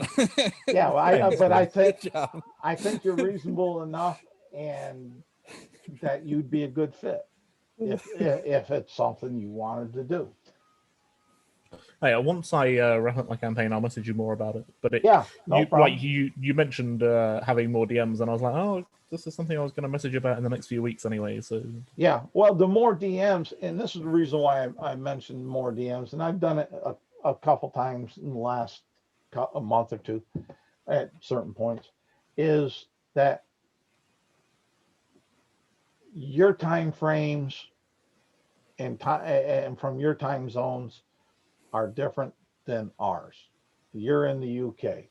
When your available time to play would actually maybe be different than ours, which would allow more players, possibly more options to get into a game. Because I know that aspect really does hobble some of the member activity as far as that. Yep, and I mean, I mentioned Tuesdays. It wouldn't necessarily need to be. I spend a lot of time planning my campaign at the minute. If I'm not running a campaign, I have more time that I can run realistically whenever I'm not playing another game. Yeah, but that's the aspect there. That would be not a far cry for something if you wanted to do it. It does take, time and a certain amount of commitment. We've had a couple that like to do it but couldn't really, the consistency and for the commitment. And there here again, it's not about talking bad about some of those people. They're great people and they're good players, and when they were able to DM, they were good DMs. Uh, but the unfathomable real life does take precedent over hobby and game. As far as that's just Impossible. so. I actually just realized there was another big topic we need to talk about, but Okay. feel free to continue. I mean, No, we wanted to let you we know. can discuss this another time. Well, no, it's fine. I think I think you might be an important aspect of this conversation, assuming you are around to speak. Also assuming that you're about to start talking about psionics, I'm definitely Yes, I was looking at the Okay. book and I was like, I feel like there was something else I was It's going to talk something about. that I had Oh, planned to psionics! raise. That's important. I had planned to raise it. So, Yeah. so Phil, any juicy parts to add into all this palavering at this point? Not really. Okay, just Let's trying talk to about draw, Sonic. just trying to draw you on in. I don't. I know sometimes we can be rude, and not intentionally, but it does work out that way sometimes, and I don't want it to be that way. Message I sent you, Phil, about cup. But anyway, Sonics. Yeah, we should talk about it. Let me look at my thing. Oh, we were talking about. Yes, that's right. So I was looking at psionics, and I was looking at the benefit we had given them in return for avoiding multi-classing at the moment. And I agree with you, Ryan. The only one who really benefits at all is the sorcerer, and they already kind of have a method to get around it anyway with their psionic sorcery, so it felt a little weird. But I feel like there might be a way to stretch. There's a number of different directions we could take it. One is, after looking at the classes in more detail, we could just say, yeah, they can multi-class. And actually, when I was looking at them and looking at that, as far as I could tell, there didn't seem to be any issues in the same way that Mystic had. In that many of them were restricted to some extent by stats. Many of them were restricted to some extent by class levels in the class. And so, there were enough mechanical things that said, hey, these things multi-classed don't immediately circumvent everything else.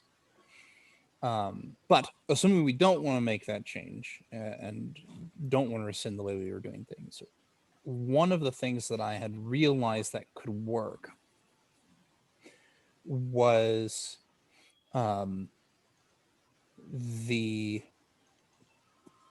basically,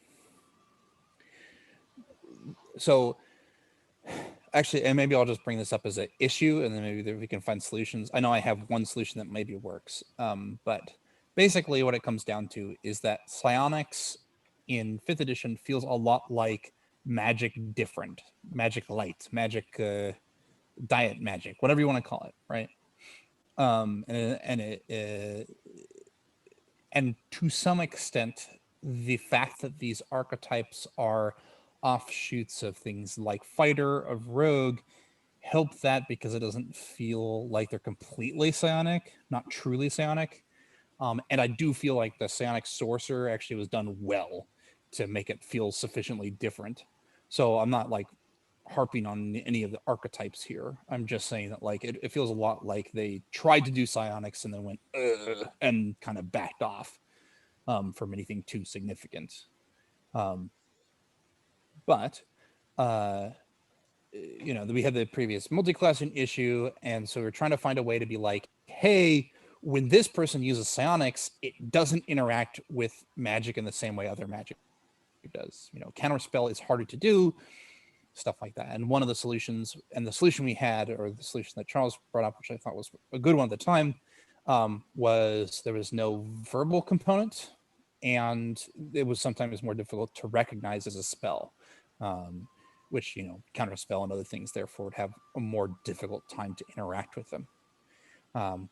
But as you mentioned, Ryan, So- a lot of the spells, a lot of the archetypes don't care about spellcasting. They're either not spells, or they already don't have verbal components, or etc. etc. Yeah, I guess what I would kind of raise here is two of them don't use spells at all. The sorcerer obviously does, but the only real kind of psionic flavoring is in the list of psionic spells that the sorcerer gets. And the psionic sorcery, but that is connected to those directly. So But things we like agree, yeah, things that would otherwise become or are otherwise counterspell is the obvious one that is significantly better if you're not using components for it, but it's not a psionic spell. So like that kind of isn't counterspell. I was actually more referring to the idea of counterspell countering psionics, because that doesn't make sense to me. Yeah, but as far as I'm aware, you can't counterspell something that doesn't have components. Like there's a sage advice on this.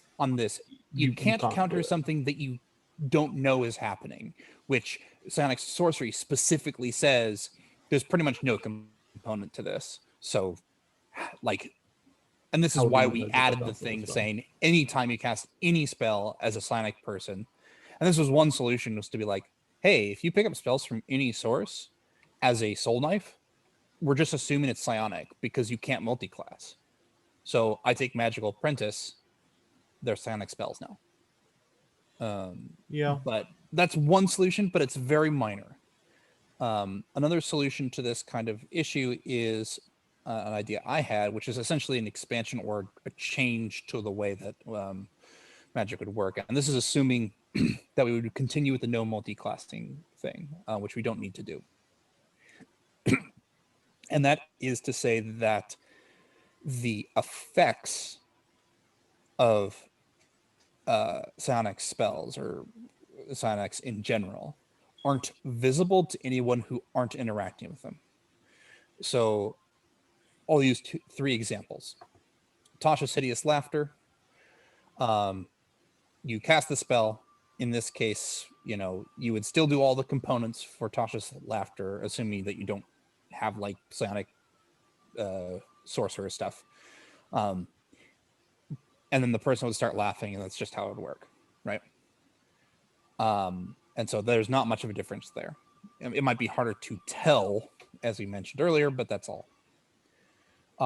If you have something like Psionic Bulwark from Psionic Fighter, this is the second example, it provides cover, but people don't know what's causing the cover. It's like they shoot an arrow and it bounces off of something, right?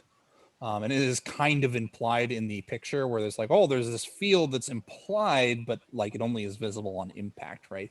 Same idea, except now it's just like hitting nothing and bouncing off. And they're like, there's something going on, but they can't tell what it is.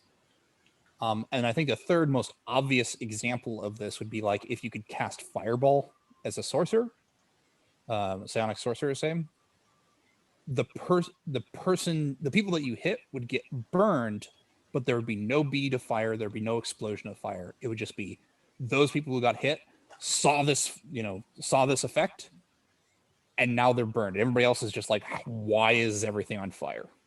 Why is everybody burned?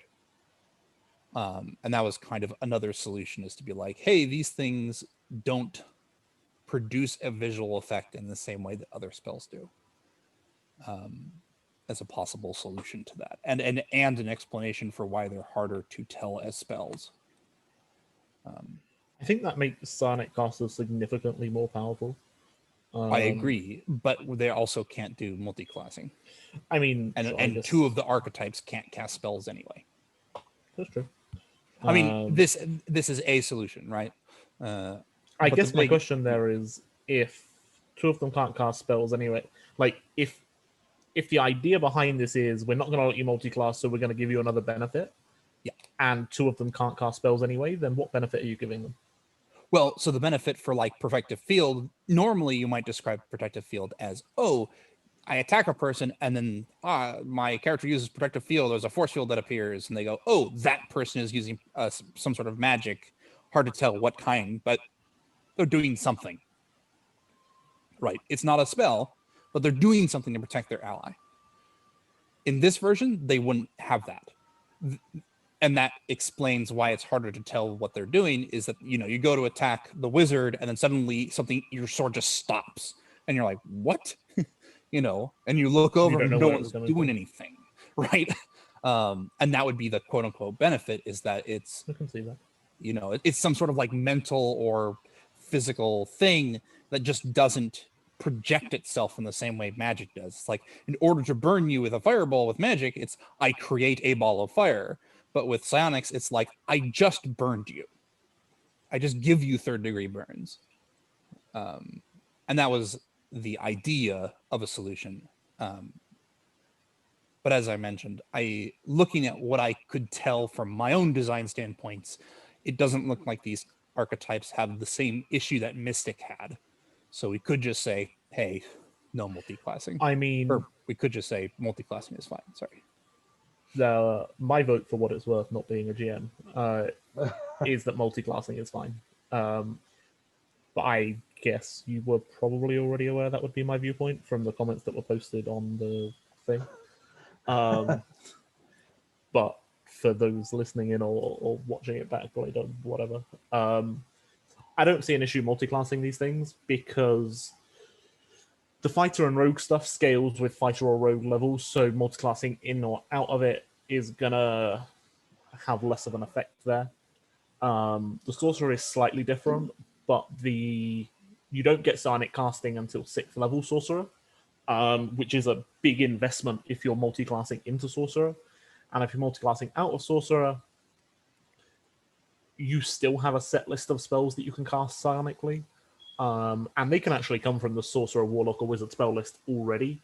So multi-classing into the big multi-class for sorcerer, if they're going into another spellcaster, is usually warlock. Paladin, I guess, but that's a different type of character. I'm looking at the sorcerer. There's nothing there that really makes me go, this would be ridiculous if you could multi-class into or out of it.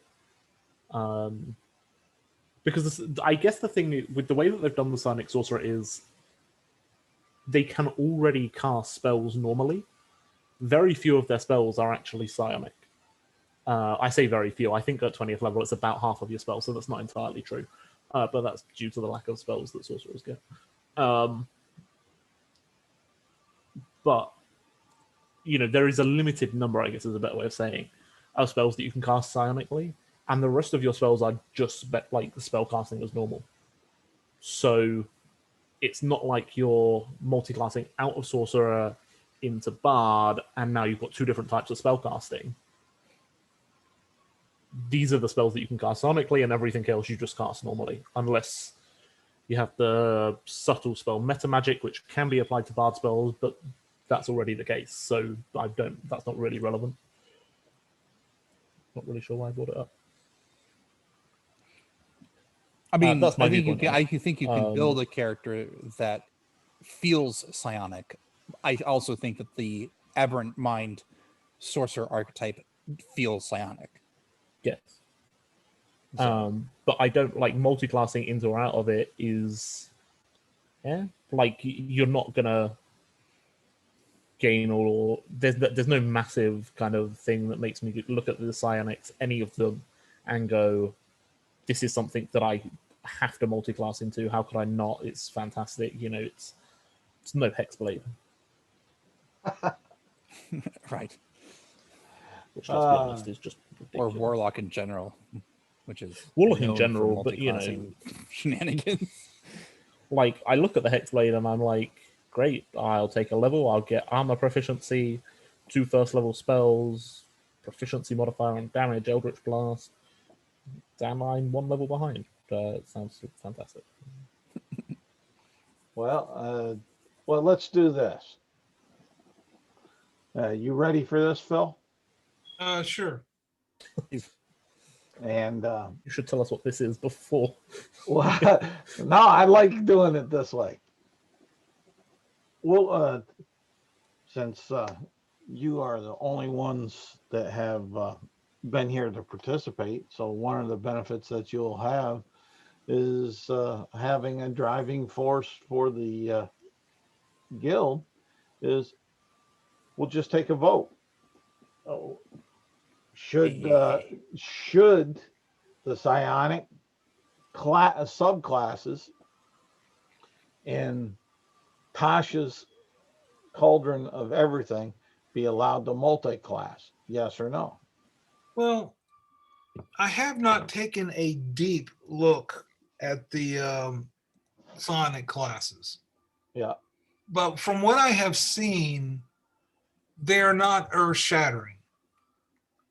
At face value. From even the aberrant mind, it was mentioned you have a certain amount of Sonic dice. If I right, you are limited to how many times you can pull these tricks that Isaac was just discussing. Yeah. But So to add on to that, the psionic warrior has psionic dice too. yes, most of them have some kind of mechanic that limits how many times you can do something, whatever that something is. It's worth just to mention here, in the case of the sorcerer, that limiting factor is actually sorcery points and Sorcery dice, points, but yeah. So I don't really see, like I said, I don't see them being tremendously out of balance. I remember back in the first edition when I was game mastering a lot, I did not allow Sonics in my game. Because ultimately you had people with like mind flayer powers, they would knock other creatures out, monsters out of the fight, and I didn't like psionics. But here it looks like it's more balanced.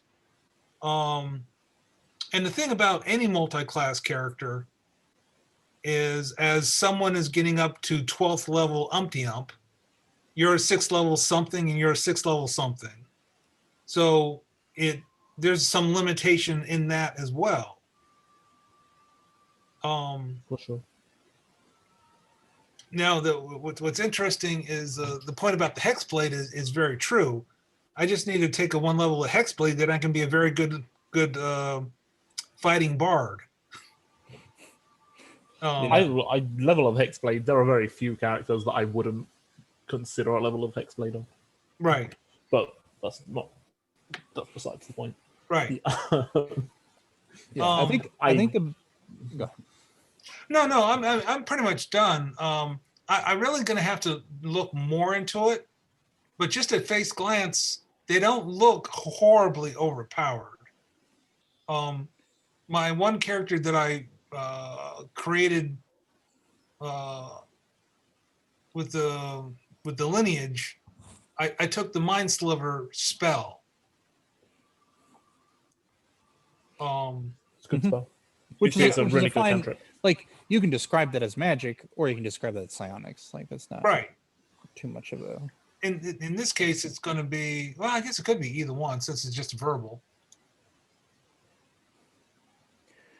Yeah, I think the biggest thing with psionics, and I noticed this for both, and the sorcerer is exempt actually here because Aberrant Mind uses sorcery points, but for both the rogue and the fighter, they get psionic energy dice, which are d6s, equal to twice their proficiency bonus.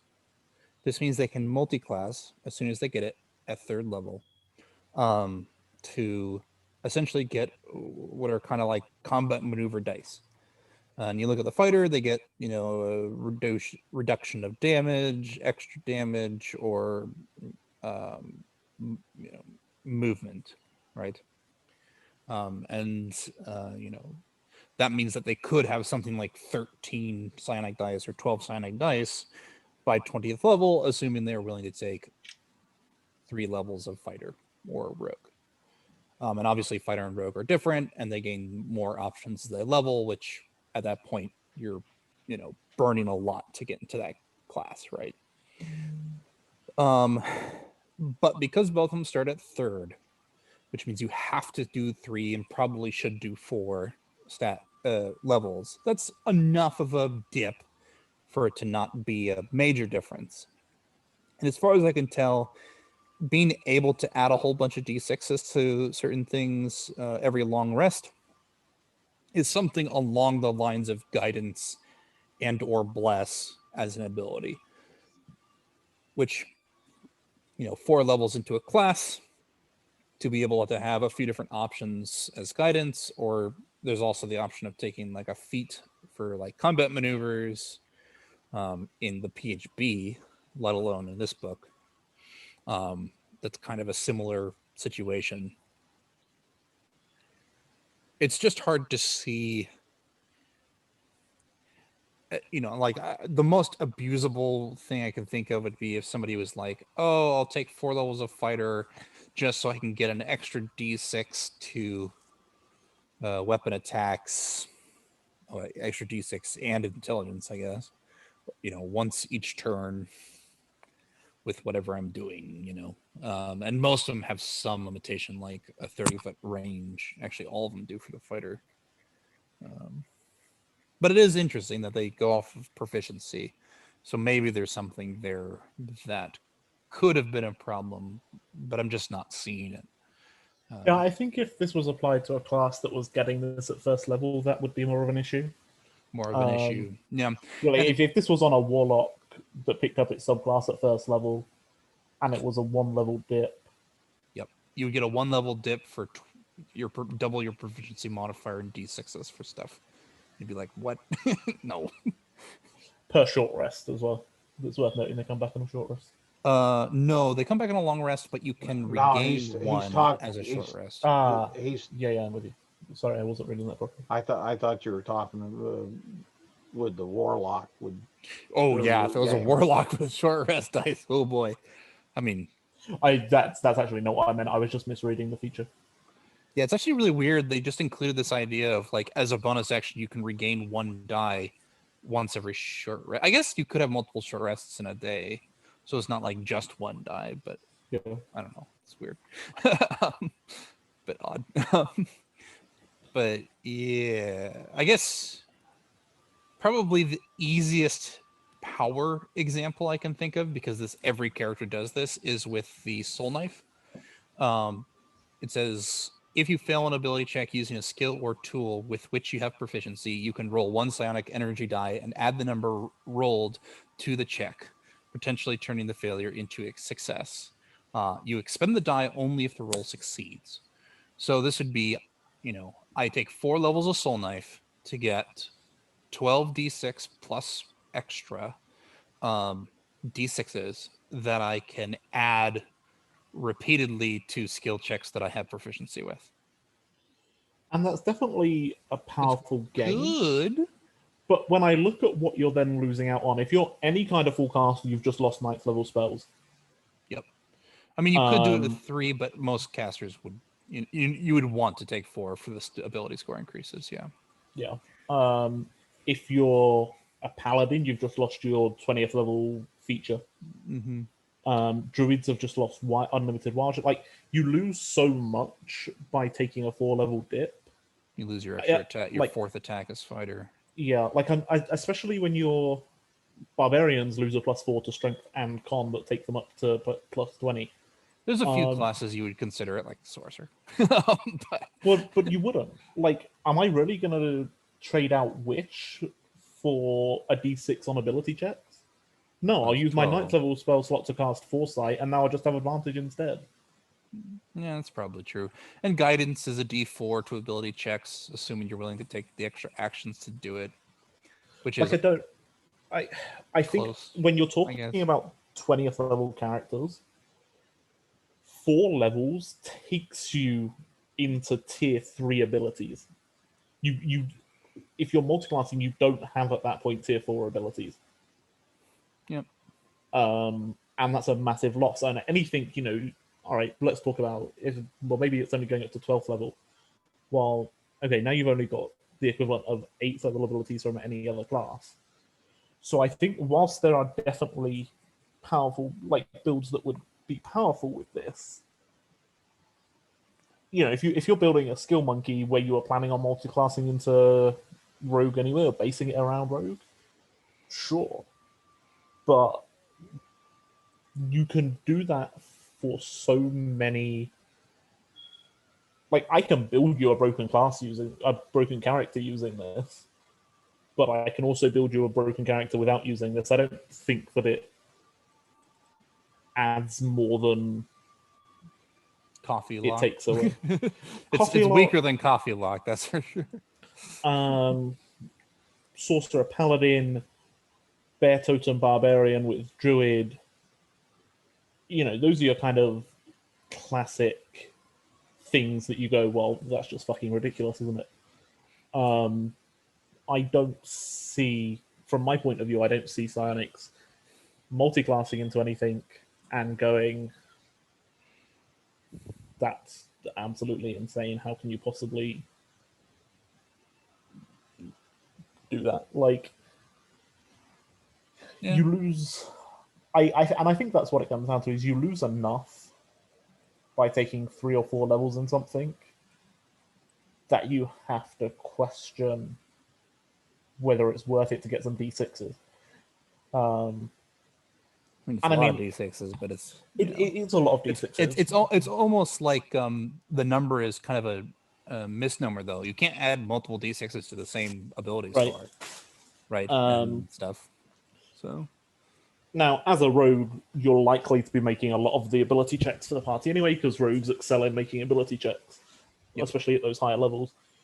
But if I'm going to do that, realistically, I'm probably just going to play the Soul Knife up to 17th level, and now I've got 12 D12s to add on to my ability checks. right, which is way Come at me, let's do this. With my 11th level feature where I can, anything that was below a 10 is now a 10. Yeah. So actually, multi-classing, and finding a good multi-classing there isn't, you know, the best way of doing this is just to not multi-class, because now I'm adding D12s instead of D6s. Yeah, I think you're right. And I think what it comes down to also perhaps is that it's going to be difficult enough to make any changes to psionics to that's going to feel good to be unable to multi-class. That like if it's not too much of an issue, let's do it rather than let's try to find an excuse not to. Right. So my vote is for allowing multi-classing with these archetypes. If anybody tries to play a mystic at my game, I'm gonna be like, Mystics aren't allowed as per UAG rules. they aren't. But if somebody did try, I'd be like, no. I've actually played a mystic right the way up to level 12. This may or may not have been obvious. I actually really love psionics as a concept. Well, as a concept, yes. I don't know if I like the implementation here, but and I played a mystic right the way up to level 12, and then retired the character because I was like, I was getting bored with it. I could do everything. I was just better than everybody else in the party at what they should have been specializing in. And it was taking away from other people's fun, and I was just like, well, what's the point? Like, if I was playing a solo game where I was the only player, definitely play a mystic. But the solution to the most common of D&D games is solo D&D games. Yes. But as like D&D is a cooperative player team game, but we're not here to criticize the mystic. Yeah. Anybody, Charles, Phil, different opinion on this stuff? I'm holding my opinion off to the last. Yeah, go ahead. Like I said, I haven't done that much studying to it. So we're going to take you as a yes then, because you're sounded to me like you're leaning. Yeah, they look all right. Yeah, they don't look overpowered. Okay, so that's I'll say that's 2 yeses. Ryan. I mean, for the sake of voting, I'll vote yes, but if that wasn't obvious.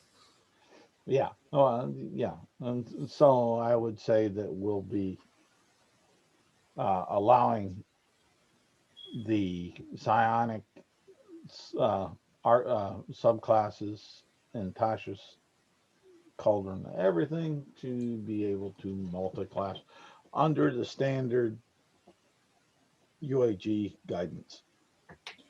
Excellent. My work here is done. And my my outlook on it now that everybody that's all gone is I am mixed on psionics. I enjoyed psionics in first edition because to get it, you had to have phenomenal rolls. Yes. First of all, so which limited it quite a bit. But if you did have psionics and another, and it wasn't looked as a class, and psionics in first edition wasn't looked as a class, it was just a ability. It made for some very strong characters depending on what psionics powers you got.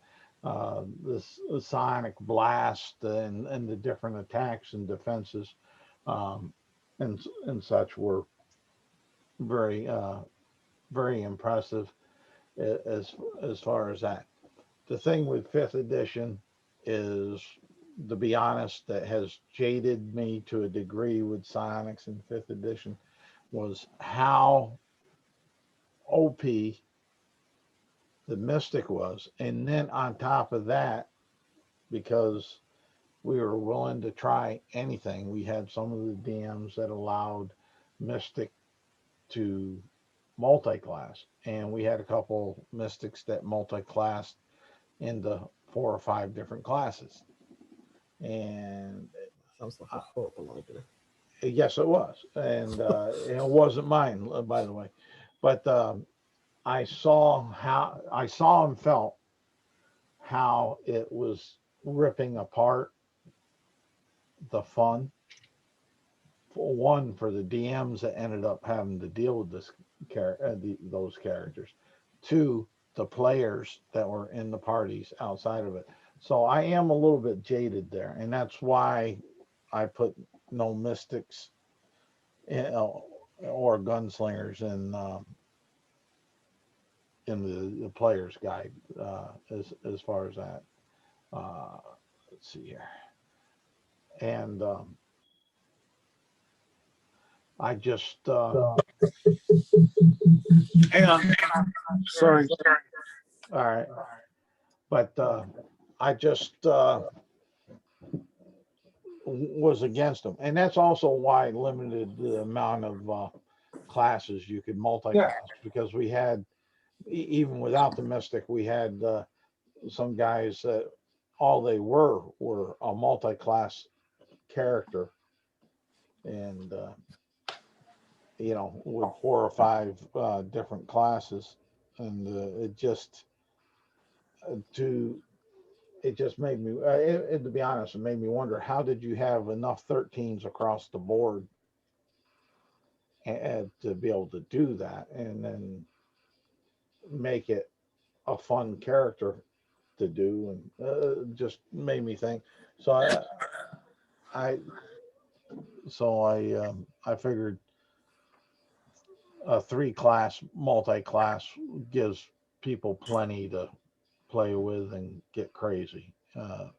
But that's my little soapbox on to this subject, and my vote would be with these 3 classes to go along with you guys is yes, they don't seem to be some type of carbon copy of the mystic. I don't even think they're close. I will say this. While my vote is yes for allowing multi-classing with these classes and allowing them in general, I feel like the only one that they really nailed for me as to what I liked about psionics was the sorcerer. So I will go on record. Not to say I don't think the classes look fun. I think they look fun. But man, I wanted to see something really cool. Just like here, let me add damage to my thing.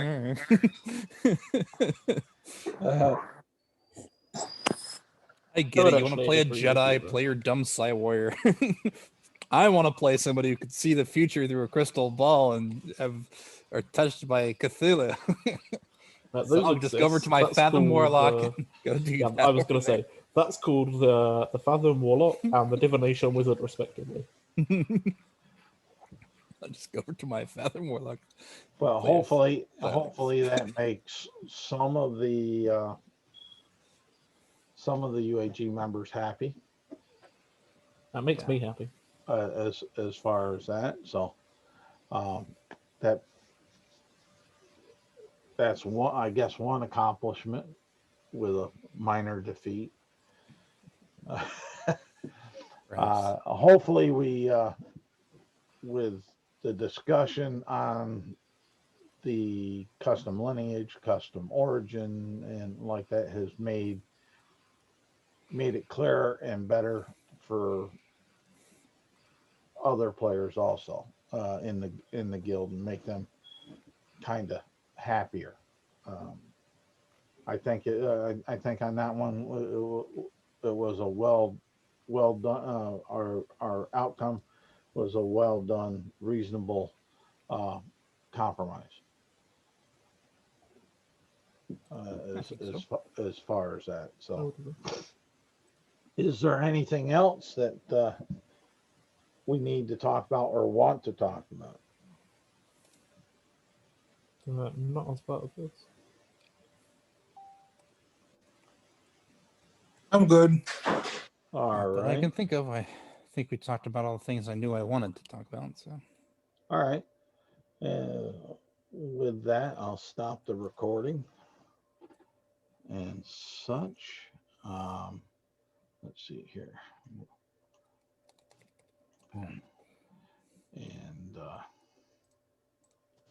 we'll, oh, yeah, I'll stop the share.